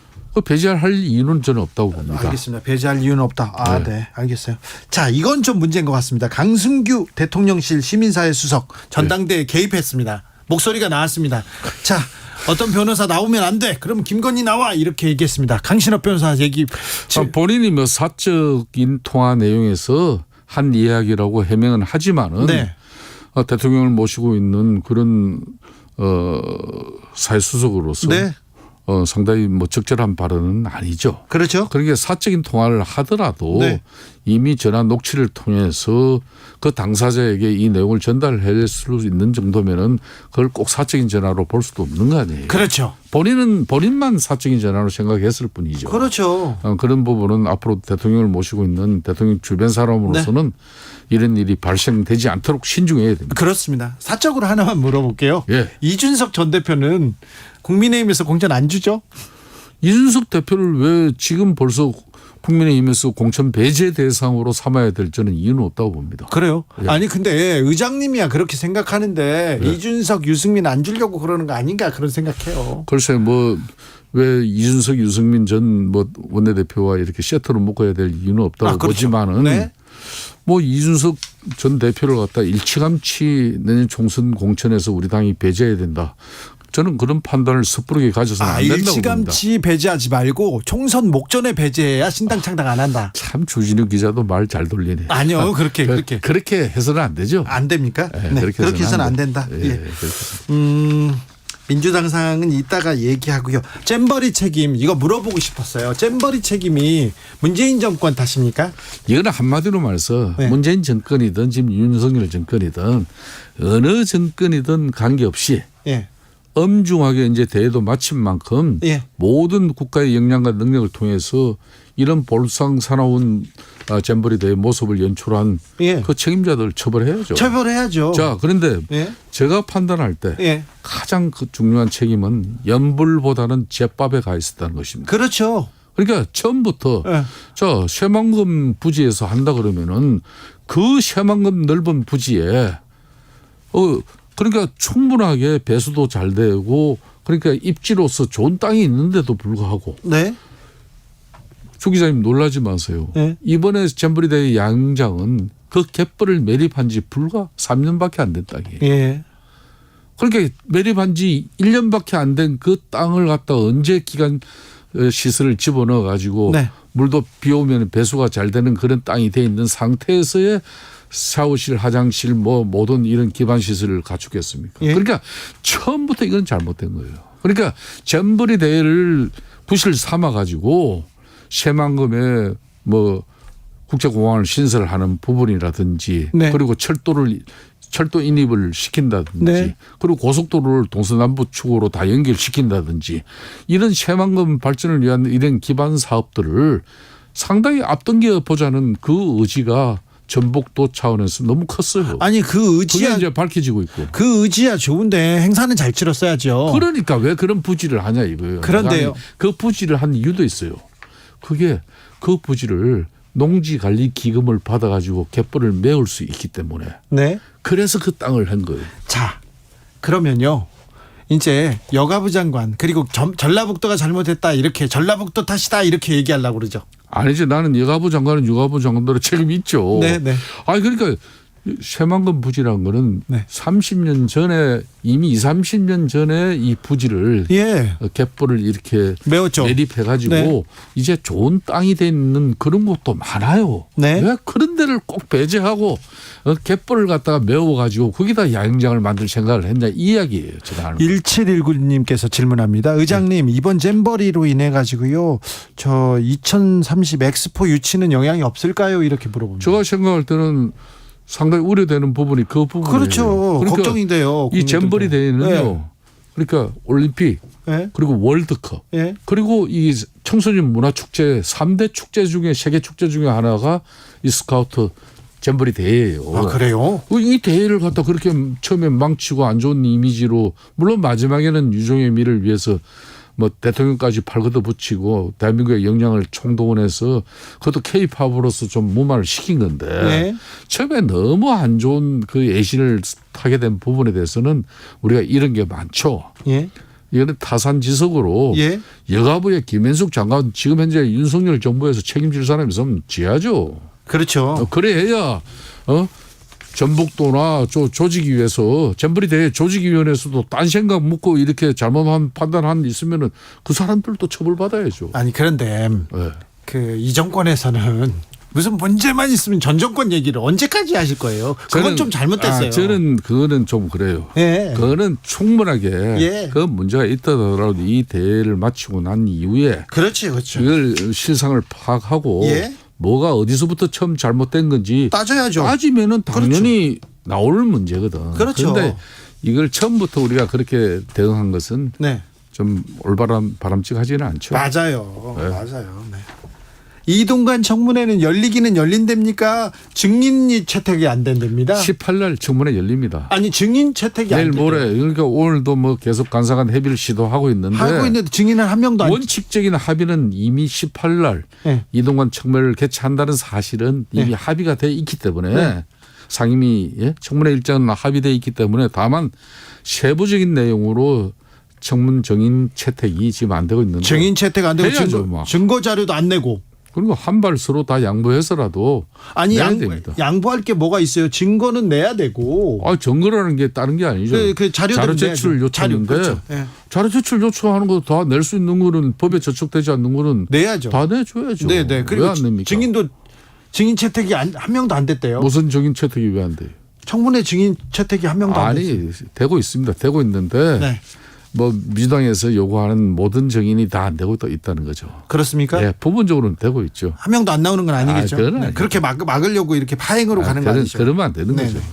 오늘 저 행안위원회에서도 전체의 파행됐거든요. 이것도 왜 국회가 이렇게 계속 공전될까요? 그러니까 이게 지금 현재 정치가 실종된 네. 대한민국 엄청난 사회적 갈등 요인. 네. 이 사회적 갈등은 엄청난 사회적 비용을 또 수반할 수밖에 없잖아요. 네. 그래서 그런 측면에서 이 갈등과 반목으로 점철된 이 정치를 좀 저는 다시 복원해야 됩니다. 네. 여야 간에 부딪히고 싸울 때는 싸우더라도 네. 타협하고 협상해서 또 줄 거는 주고 받을 거는 받고 이게 네. 정치죠.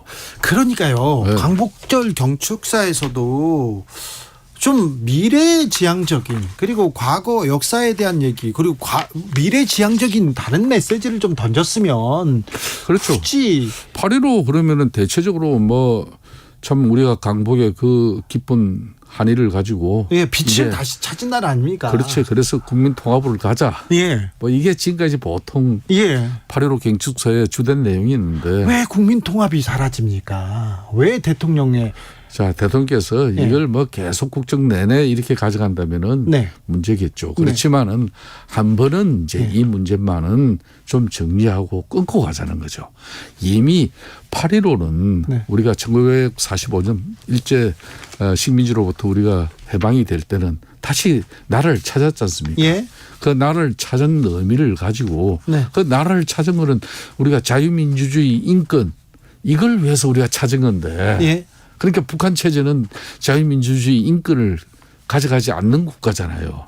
거기에 이제 앞으로 우리가 이용당해지고 또 맹종하고 추종해서는 안 된다는 그 메시지를 정확하게 한 거예요. 아니 지금 북한 공산당을 맹종하고 추종하고 그런 사람이 어디 있어요? 아직도 일부는 있잖아요. 네? 아니 그런 사람은 잡아가시라니까요. 그러니까 주 기자님도 잘 아시잖아요. 잡아가야죠. 그런 사람들의 목소리가 네? 사회적 갈등을 양산시키고 혼란을 부추기는 그런 정치적 행위는 이제 해서는 안 된다는 그런 메시지를 정확하게 한 거죠. 정확하겠습니다. 근데 계속해서 이렇게. 그런데 이걸로 가지고 아까 이야기했지만은 우리가 산업화 근대화도 우리가 짧은 역사에 이뤄냈고 또 전 세계 어디에 내놔도 대한민국의 민주주의는 네.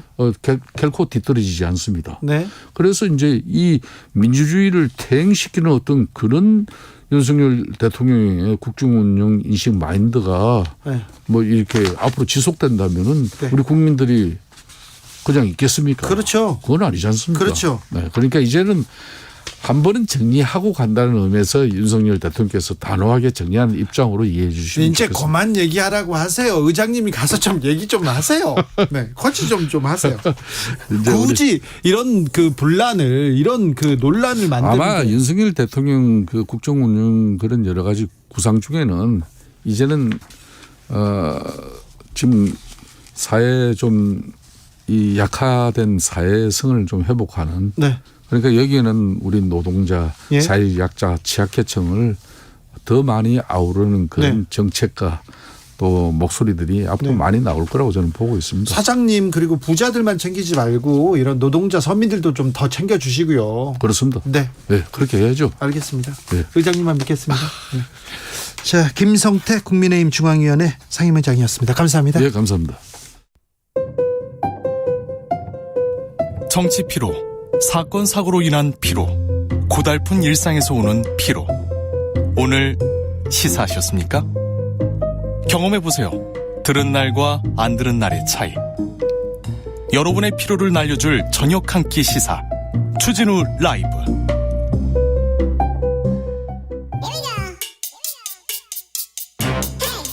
과학을 향한 진지한 고민, 과학과의 수다. 주진우 라이브 과학 선생님 모셨습니다. 이선호 엑소쌤 어서 오세요. 네, 반갑습니다. 오늘은 어떤 수업 해볼까요? 한창 이제 여름이 좀 무더운 여름이 한창인데 네. 그래서 사실 제 어릴 때만 해도 이 주말을 기다리는 재미가 있었거든요. 그래요? 왜 기다렸냐면 금요일 저녁이나 네. 토요일 저녁 되면 이제 전설의 고향. 전설의 고향. 그다음에 토요 미스테리 극장. 뭐 이야기 속으로 뭐 이런 공포 영화를 되게 많이 했었거든요. 남양 특집. 그런 남양 특집. 네. 굉장히 그거를 저는 즐겨보던 이불 속에서 떨면서 봤던 기억이 있는데. 어렸을 때 이불 속에서 눈 감고 소리 지르면서 이렇게 다 모여서 보죠. 맞아요. 그래서 오늘은 남양 특집 귀신의 과학을 준비했는데요. 귀신요? 주진우 기자님은 혹시 귀신을 믿거나 믿는다면 혹시 뭐 무서워하시는 안 믿습니까? 무섭긴 해요. 근데 안 믿어요. 그래서 사실 이런 말도 있지 않습니까? 우리 야산에 이게 밤에 이게 내려오는데 누군가를 마주쳤는데 그게 귀신인 것보다 사람일 때 더 무서울 수 있다. 사람이 제일 무섭죠. 저도 사람이 얘기도. 제일 무서워요. 네. 네. 그래서 오늘은 귀신의 과학을 준비했습니다. 그래요? 네. 귀신 이걸 또 어떻게 좀 규정해야 됩니까? 영혼, 뭐 영적인 존재, 뭐 어떻게 해요? 과학계에서는 네. 귀신을 이렇게 증명한 적이 있습니까? 생각보다 많은 과학자분들이 이런 영적인 뭐 영혼, 귀신이 진짜 있을까에 대한 연구를 한 적이 있는데 네. 가장 대표적인 사례가 이 100여 년 전에 미국의 덩컨 맥두걸이라는 박사가 시도한 영혼의 무게에 대한 실험 연구가 있습니다. 영혼의 무게를 쟀어요? 네, 맞아요. 네. 그래서 만약에 진짜 사람이 죽을 때 영혼이 나온다면 네. 그 사람의 무게가 조금 줄지 않을까. 오. 뭐 이런 상상으로 이제 실험을 해본 거죠. 그래요. 네. 네. 그래서 임종에 가까운 6명을 예. 초정밀 저울 위에 눕혀놓고요. 네. 죽을 때까지 기다립니다. 예. 그래서 이제 죽는 순간 삐 하면서 이제 심장이 이제 멈추는 순간 몸무게가 변화가 있는지 봤거든요. 했더니 줄어들었을까요? 안 줄어들었을까요? 줄어들었어요. 평균 21g 정도가 줄어든 거예요. 아 진짜요? 네. 21g이요? 네, 그래서 이제 이 영혼의 무게가 21g이다라고 주장을 했는데 네. 더 신기했던 거는 강아지 15마리를 똑같이 실험을 해봤습니다. 그랬더니요. 근데 강아지들은 15마리 모두 죽는 순간 무게 변화가 없었던 거예요. 오직 인간만 줄은 거예요? 그렇죠. 네. 그래서 이게 뭔가 인간만 영혼이 있고 그 영혼에는 무게가 있구나라고 생각을 했지만 이건 100년 전 연구 결과고요. 최근에 이런 것들을 조사해 보니까 죽는 순간 사람이 미세한 양의 땀이 약 20g 정도 배출된다 그래요. 네. 그래서 이거는 땀 무게다, 영혼 무게가 아니라 라고 볼 수 있는 거고, 그러면 왜 강아지는 무게 변화가 없었냐 죽은 순간에. 강아지는 사실 몸에 땀샘이 없습니다. 그래요. 그래서 죽는 순간에 땀 배출이 안 돼서 아마 강아지는 무게 변화가 없지 않았나. 그래서 이런 대표적인 사례가 있었지만 영혼의 무게 21g 참 재밌네요. 그런데 그런 거 기절한 사람 뭐 봤죠? 제 친구가 주먹에 맞아가지고 기절을 했어요. 아이고, 네. 너무 무거운 거예요. 맞아요. 네. 아니 보통 때 이렇게 업었을 때나 들쳐맸을 때보다 이게 그 정신이 없는 사람을 맞아요. 들쳐매잖아요. 무거워요 훨씬. 그게 사실은 의식이 있을 때는 그 사람이 잘 들쳐 엎을 수 있게 자세를 자기가 조정해 줄 수 있거든요. 어느 정도. 네. 근데 완전 술에 취한 사람들, 저도 최근에 어떤 분이 술에 취해가지고 부축을 해주고 제 차에 톡까지 했는데 엄청 무겁더라고요. 그래서 찾아보니까 이 자세 자체가 완전히 그냥 그래서 그런가요? 네, 그래서 그런 겁니다. 이건 영혼이랑 상관없습니다. 네. 그런데요, 남양 특집 전설의 고향도 여름에 가장 히트작이 나옵니다. 네, 여름에. 그리고 뭐 귀곡산장 뭐 그런 것도 있었잖아요. 그쵸. 예전에.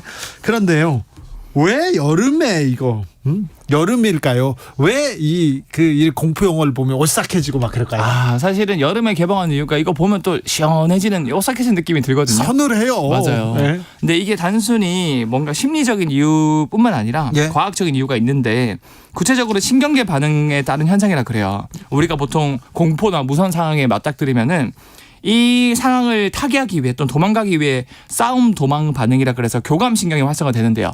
이때는 심장 박동이 빨라지고 근육이 수축하고 그래서 소름이 돋으면서 가벼운 떨림이 생기고요. 그래요? 뿐만 아니라 스트레스 호르몬인 코티솔이 분비되는데 이 녀석이 분비되면은 나도 모르게 무의식적으로 식은땀이 난다 그래요. 그럼 이 식은땀이 순간 식으면서 증발하면서 열을 뺏어가면서 이제 오싹함을 느끼는 거죠. 등골 오싹해지고 이건 과학적으로도 증명이 됐네요. 맞아요. 실제로 이거는 식은땀 때문에 오싹해지는 거다. 네. 그런데 저는 좀 이해가 안 되는데 여름이나 이럴 때 공포 영화 보러 가는 사람들이 있어요. 영화관에 가서 그렇죠. 극장이 시원하기도 하죠. 네. 그런데 공포 영화로 그 더위를 식힌다? 왜 영화관에서 왜 공포 영화 잘 되잖아요. 또. 네네 맞아요. 네. 왜 그러면 굳이 영화관에서는 더 공포 영화가 무서울까? 이게 사실 영화관 자체가 크고 어둡고 텅 빈 것 같은 공간이 주는 효과도 있지만 집중해서 그런가요 우리가? 뭐 그런 것도 있죠. 그런데요. 그것뿐만 아니라 우리가 미처 생각하지 못한 과학적인 장치가 숨겨져 있습니다. 그래요? 뭐냐면은 사실 우리가 들을 수 있는 주파수 영역대를 가청 주파수라고 하는데 이 영역대가 한 20에서 2만 헤르츠인데 이 영역대보다 더 낮은 저주파 소리 영역대가 있습니다. 근데 이 소리 영역대도 우리가 들을 수는 없지만 우리 몸을 오싹하게 만들고 긴장하게 만드는 효과가 있다 그래요. 그래서 일부러 공포 영화 사운드 트랙에 이 저주파를 넣는다 그래요. 공포가 엄습하는 장면에. 그래서 많은 분들이 들을 수는 없지만 뭔가 같은 장면을 봤을 때 공포 영화관에서 보면 더 공포감을 크게 느낀다고. 아무튼 그리고 저주파 때문에. 저음 때문에. 내 다리 내놔 이런 거 있잖아요. 근데 공포를 느끼는 이유가 있나요? 사실은 이게 우리 뇌에서는 이 공포를 이제 관여하는 대표적인 뇌 부위가 편도체라는 부위가 있습니다. 이 뇌 중앙에 변연계라고 해서 기억을 저장하는 해마 양쪽 끝에 완두콩 모양의 그 콩알 만한 게 2개 달려 있거든요. 그게 편도체인데 이 편도체가 예민한지 이제 얼마나 예민한지에 따라서 겁쟁이랑 그 다음에 이제 그 대담한 사람으로 나뉠 수 있다 그래요. 실제로 그 2011년도에 미국 아이오와대 연구팀이 선천적으로 편도체 병변을 갖고 태어난 환자를 연구하니까 이 사람은 공포를 안 느껴요. 뭐 거미나 뱀 줘도 전혀 공포를 안 느끼고요. 대표적으로 알렉스 호놀드라는 굉장히 유명한 암벽 등반가가 있거든요. 이분은 900m짜리 암벽을요, 자연 암벽을요, 로프 없이 그냥 타요. 그러니까 빌딩 올라가는 사람도 있고 암벽 등반하는 사람들 저 사람들 안 무섭나 이렇게 생각해요. 그러니까 세계 최초로 이런 900m 암벽 등반을 했는데 로프 없이 이 사람의 편도체 활성도를 봤는데 아무리 공포적인 상황을 줘도 활성화가 잘 안 된대요. 그래서 이런 분들은 이런 공포를 잘 안 느끼다 보니까 이런 극적인 탐험이나 이런 것들을 좋아하게 된 거죠. 아니 그런데 이 암벽이 안 무서운 사람이 있고요.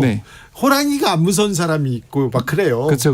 그런 사람들도 그런 사람들이 집에 가면 뭐 저기 부인 막 무서워 그런 사람들도 있잖아요. 기자님 말씀하시는 거 아니죠? 아니요. 저는 아니에요. 저는 절대 그렇지 않습니다. 절대 아니에요. 아니 그런데 뭐 공포가 좀 다를 수도 있잖아요. 느끼는 공포가. 그런데 자 좀 담력을 키울 수 있는 공포감을 좀 없앨 만한 그런 거 없을까요? 그래서 저도 참 뭐 아는 그 선배분이 술자리에서 나는 귀신도 안 무섭고 호랑이도 안 무서운데 제일 무서운 상황이 언제냐면 술 마시고 집에 늦게 들어갔는데 아유 무섭죠. 집에 불이 꺼져 있는데 거실에 아내가 앉아 있을 때 잠깐 얘기 좀 그런 선배의 개인적인 그런 얘기가 들렸는데 아무튼 이런 공포적인 상황에서 공포를 줄일 수 있는 담력을 키울 수 있는 과학적인 팁이 있거든요.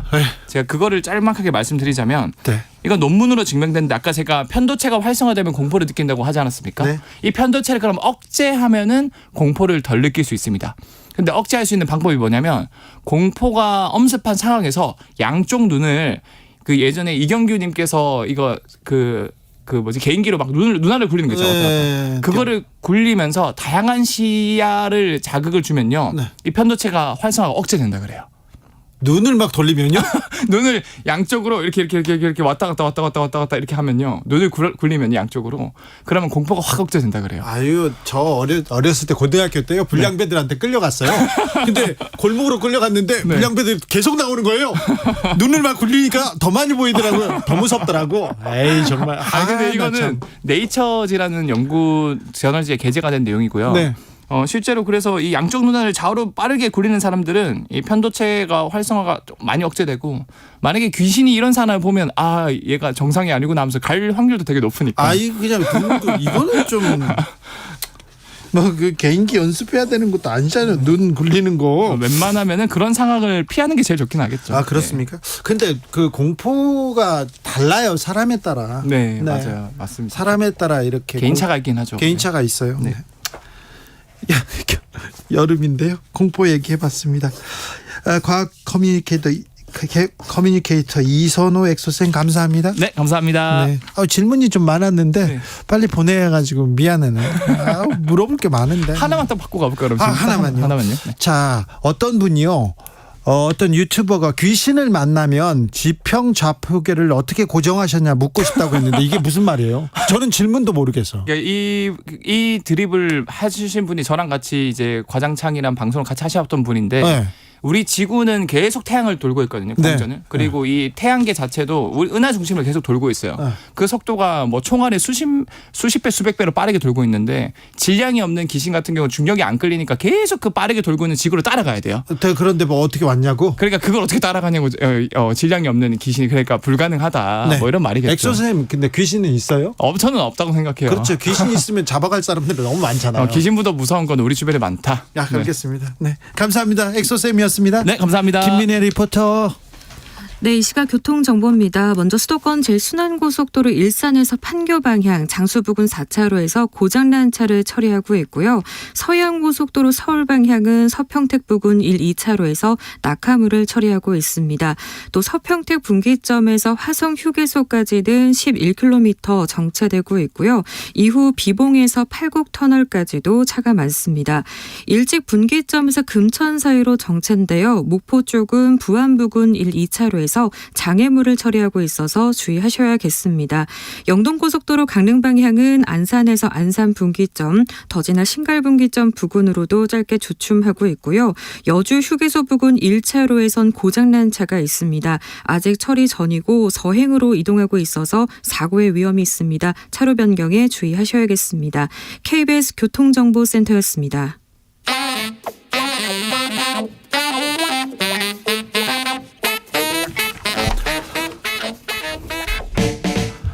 세계는 넓고 이슈는 많다. 우리의 시야를 국제적으로 넓혀보겠습니다. 국내 뉴스, 국제 이슈 다 덤벼라. 지금은 글로벌 시대. 국제적 토크의 세계로 들어가 볼까요? 군사 외교 안보 전문가 김종대 전 의원. 안녕하십니까. 네. 세계적인 평론 스케일 동국대 이용준 교수님 또 모셨습니다. 네. 교수님 잘 계셨어요? 네. 어제 대통령 경축사 어떻게 들으셨습니까? 일본 언론은 뭐 호평하더라고요. 네, 일본은 같은 시각에 그 자기네가 침략국이 아니라고 선언을 다시 한번 했습니다. 뭐 매년 선언하는 거기 때문에 뭐 과거에는 그래도 과거사에 대해서 반성, 자성, 유감 이런 얘기 했잖아요. 한 적 없습니다. 한 적 없어요. 예, 법적인 책임 진 적 없습니다. 네. 단지 이제 그 합법적인 그들 말에 의하면 합법적인 그 강정 과정에서 발생한 다소간의 불편함에 대해서 유감 정도를 표명한 정도지 우리가 얘기하는 식으로 한 번도 그 일본은 이 자신들의 그 불법적인 침략에 대한 사과를 한 적이 없습니다. 그게 굉장히 오해인 것 같아요. 그러니까 귀신이 없어요. 귀신이 있으면 그런 진짜 악행을 저지른 자들 잡아갔어야죠. 예. 지난번에 윤 대통령께서 뭐 수십 번 사과했다고 말씀을 하셨는데 사실은 그게 틀린 겁니다. 아, 그렇군요. 오늘 대통령께서 부친상을 당하셨는데 저기 상제한테 이렇게 좀 말씀을 험하게 드렸기 사실 이 광복절 경축사 이 전 정권 역대 대통령들의 경축사를 이렇게 보면 광복의 의미를 되새기면서 우리가 미래를 얘기했는데 역사를 잊지 않고 미래로 나아갈 수 없다는 과거와 역사 이 얘기를 계속했는데 아무튼 그런 얘기가 있었습니다. 네. 그렇죠. 그 광복절 경축사는 역시 그 국민 화합과 통합을 향해 가는 긍정적 언어가 다수 배치되고 그걸 통해서 국민을 고양시키고 에너지를 이렇게 만들어내는 그런 어떤 메시지가 돼야 되는데 이게 어떤 부정적인 언어 또는 어떤 누구를 공격하는 언어, 그렇으니까요. 갈라치는 언어 이 부분이 좀 이례적인 어떤 그 과거 대통령들하고 비교되는 지점이라고 좀 할 수 있겠는데요. 그러다 보니까 역사적 사실에 대해서도 좀 몇 가지 짚어볼 점이 있습니다. 우선 과거사 언급이 없었다. 두 번째는 그 한미일 특히 일본하고의 협력에 있어서 그 논거가 일부 나왔는데 일본이 어떤 유엔사의 후방 기지를 운영하는 중요한 국가로서 우리 안보와 협력을 해야 된다. 이 대목을 말할 때 말이죠. 우선 우리가 오해하기 쉬운데 일본은 유엔사 회원국이 아닙니다. 예, 그리고 일본이 기여하는 건 일본을 전쟁 억지력이라고 포함했단 말이에요. 한일 협력을. 그런데 일본이 하는 건 뭐냐면 유엔사 후방 기지에 땅을 대여해 준 거예요. 아, 그래요? 그게 일본의 역할이에요. 그래서 유엔사 회원국은 어디까지나 16개 참전국이고 그중에 9개국이 전력 제공국이라고 지금 돼 있습니다. 유사시에 전력 제공을 하는 나라. 여기에 일본은 빠져 있거든요. 그러니까 일본하고의 협력이 전쟁 억지력이라고 하는 것은 매우 과하다. 그다음에 그 유엔사가 한반도에 전쟁이 났을 때 어떤 국제사회의 자동 개입의 통로라고 얘기하는 것도 그것도 문제가 있습니다. 자동 개입이라는 거 어떤 조항에도 없습니다. 어떤 한미 상호방위 조약에도 없고 유엔사에 대한 유엔 결의에 적용할 수 있는 문도 없고 자동 개입이 아니라 각자 국내법 절차에 따라서 개입한다고 되어 있고요. 그리고 또 육해공군의 그 한반도 유사시에 전력이 일본에 비축되어 있다. 이것도 잘못된 표현입니다. 사실관계가 지금 좀 그러니까 다릅니까? 예, 미국이 국방력을 갖다 사전에 그렇게 대규모로 비축하고 전진 배치하는 나라가 아니고 유사시엔 증원하는 구조입니다. 그러니까 일본에 관해서 얘기하자면 그럴 때 땅을 빌려줬다. 그 통로를 이제 길을 빌려줬다. 이 정도 의미인데 마치 일본이 안보 유엔사 회원국이면 당사국처럼 오해하시면 안 된다. 이게 좀 과하다. 이런 면에서 이번 광복절 경축사는 경축사 그 자체보다는 18일부터 열리는 캠프 데이비드 그 한미일 정상회의를 띄우기 위한 목적이 다분히 들어가 있다는 느낌이 들어요. 한미일 정상회의에서 자 미국한테도 우리가 지금껏 잘했어요. 너무 많이 줬어요. 일본한테는 더 많이 준 것 같아요.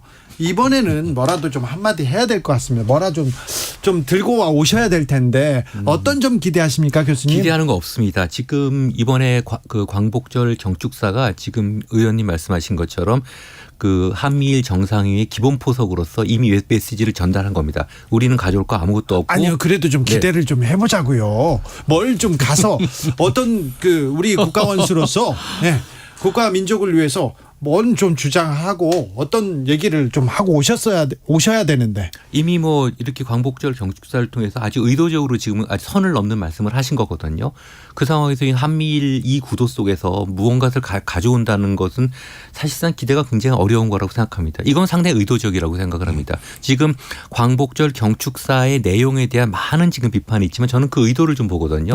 이게 일부에서는 뭐 연설 비서관을 갖다가 뭐 문책해야 된다고 하는데 연설 비서관 전혀 문책할 사항 아닙니다. 이거는 어떤 분명한 의도가 있는데 지금 두 번째는 분명히 이제 그 캠프 데이비드 한미일 정상회담에 대한 메시지고 근데 그보다 더 중요한 것이 좀 더 근본적으로 그 이승만을 중심으로 형성됐던 그 친일 반민족 세력의 기득권층이 다시 윤석열 정부를 통해서 권토중래하려고 하는 아주 구체적인 지금 프로젝트를 지금 가동한 거라고 생각합니다. 역사 전쟁에 나섰다 이렇게 보시는 건가요? 저는 차마 이거를 윤석열 대통령 본인의 시각이라고 생각하지는 않고 그렇게 믿고 있지 않는데요. 가장 중요한 것은 이제 그 우리 헌정 구조의 대한민국의 헌정 구조의 법통의 그 원류를 임시정부가 아니라 헌법상의 헌법 전문에 나와 있는 임시정부가 아니라 이승만을 중심으로 했던 그 이승만이 세운 그 나라. 그것으로 다시 또 논란으로 또 다시 돌리려고 하는 거죠. 그것이 가장 지금 그 이제 올라왔을 때가 이명박 정부 때 아니겠습니까? 근데 그때 막았는데 다시 촛불 시민혁명을 통해 갖고 그런 세력들이 이제 막 뒤로 갔다가 이제 윤석열 정부를 통해서 기회를 봤다 그러고 이제 올라온 거라고 생각을 합니다. 이번에 여러 가지 그 사안들이 이제 한미일 정상회의, 캠프 데이비드 정상회의를 예고한다 그러는데 그 중에 가장 중요한 게 뭐냐면은 과거사 정리는 이제 끝났다. 이런 어떤 정상 간의 모멘텀을 만들겠다는 거예요. 그러니까 과거사에 대해서는 이제 더 이상 일본하고 미래로 가는 어떤 그 걸림돌을 이제 제거했기 때문에 이제는 당당하게 이야기할 의제가 아니라는 것. 이걸 이제 일본에서는 이 회의가 끝나고 아마 언론에 대대적으로 활용할 거라고 저는 예상이 들고 그다음에 우리가 조금 기대하거나 바라는 건 뭐냐면은 후쿠시마 오염수 방류에 대한 어떤 국민 우려 사항이라든가 또 일본이 독도 도발이라든가 그 얘기 좀 이런 부분들에 대해 해야죠. 가지고 조금 일본의 어떤 자성을 촉구한다든지 한국 국민의 입장을 고려하는 뭐 정당당하게 얘기하려면 완곡한 표현이라도 반드시 기록부로 남겨야 되거든요. 근데 이것을 과연 우리가 기대하고 결과를 볼 수 있느냐. 이 점에서 일단 국민들이 지금 상당히 상실감을 또 겪어야 되지 않냐 하는 우려가 있다는 점. 이런 점 외에는 이제 일본에 이제 주는 게 많죠. 가장 중요한 게 한일 간의 정찰 자산. 그러니까 이제 어떤 그 군사 정찰 데이터를 갖다가 일본에 넘기는 거고 미사일 정보를 일본에 주는 건데 이건 실시간 공유라 그랬기 때문에 그건 뭐냐면 군사기밀 전체가 간다는 얘기예요. 그러니까 로우 데이터. 이 분석된 데이터가 아니라 그 원천이 되는 그 정보를 다 주겠다는 얘기거든요. 그러니까 이런 부분이 앞으로 실무회의가 개최될 가능성이 높고 그다음에 이제 이런 어떤 안보 협력, 경제 안보 협력 이런 것들을 위해 가지고 어떤 그 실무 회담이 강화되면서 사무처가 마련될 가능성도 있어 보인다. 즉 이번 정상회담 선언문이 굉장히 길 겁니다. 이런 거 다 집어넣어야 되니까. 그러니까 한미 정상회담도 전에 A4지 5장이었어요. 이번에도 굉장히 길게 나올 가능성이 있어요. 한미 군사 정보 동맹 여기에 대해서는 뭐 반대하는 사람들이 별로 없죠. 거의 없는데 한일 군사 정보를 공유하는 문제에 대해서는 매우 우려하는 시각이 큽니다. 유사시에 일본을 믿을 수 있어? 이건 뭐 우리 국민들 거의 다 이렇게 생각하는 부분입니다. 이명박 정부 때도 한일 군사 정보 교류 협력 여기까지 가진 않았는데 지금은 굉장히 속도를 내고 있습니다. 이거는 또 어떤 문제를 이렇게 어떤 문제로 다가올지. 김태호 차장이 계속해서 한일 군사정보 외치던 사람인데 중용되고 있습니다. 계속 이 부분 주목해서 봐야 되고요. 저는요 이번 대통령이 가기 전에 블룸버그하고 인터뷰했습니다. 그런데 미국의 대중국 수출 통제에 대한 얘기를 했더라고요. 이거 의도를 가지고 계획을 가지고 얘기하신 거가 맞겠지 좀 걱정이 됩니다. 근데 오판인 것 같습니다. 지금 미국 오판이요? 네, 미국에서 지금 뉴욕 월스트리트도 그렇고 미국 정부도 그렇고 지금 중국과의 그 경제 교류를 좀 더 좀 개선하는 상태로 가고 있거든요. 일본도 중국하고 정상회담 지금 추진하고 있습니다. 네. 특히 이제 유럽이 전통적인 유럽 세력이 지금 미국에 대해서 반기를 들고 있기 때문에 지금 미국이 지금 다시 중국으로 접근하고 있거든요. 예. 키신저도 거기 갔지 않습니까? 네. 그래서 이렇게 대립 구도로만 계속 갈 수는 없습니다. 지금. 그러니까 어쩌면은 시진핑과 기시다 총리가 많으면 3번 올해 안으로 만날 수 있습니다. 예. 아세안 회의, 아페크 회의, G20 정상회의. 여기서 일단은 그 양자 회담을 3번 최소한 할 수가 있고 이번 달 말에 그 일본 자민당 그 최고위층이 중국에 방문합니다. 거기에 기시다 총리 친서를 가지고 간다는 거예요. 그렇게 해서 여기에서 이제 안보 문제에서는 일본이 자기 갈 길을 간다 그러지만은 끊임없이 대화하고 협력하겠다는 메시지를 거기다 담겠다는 거고 곧 양자 정상회담을 하자는 제안이 거기에 들어가는 거거든요. 이렇게 보면은 역시 일본이 자체적으로 대국 전략을 추진하면서 주변국과의 어떤 접촉면을 충분히 확보한다는 이런 어떤 일본식의 폭넓은 어떤 행보가 지금 눈에 띄게 보인다고 할 수가 있겠는데 문제는 우리 정부예요. 우리는 지금 다 단절돼 있거든요.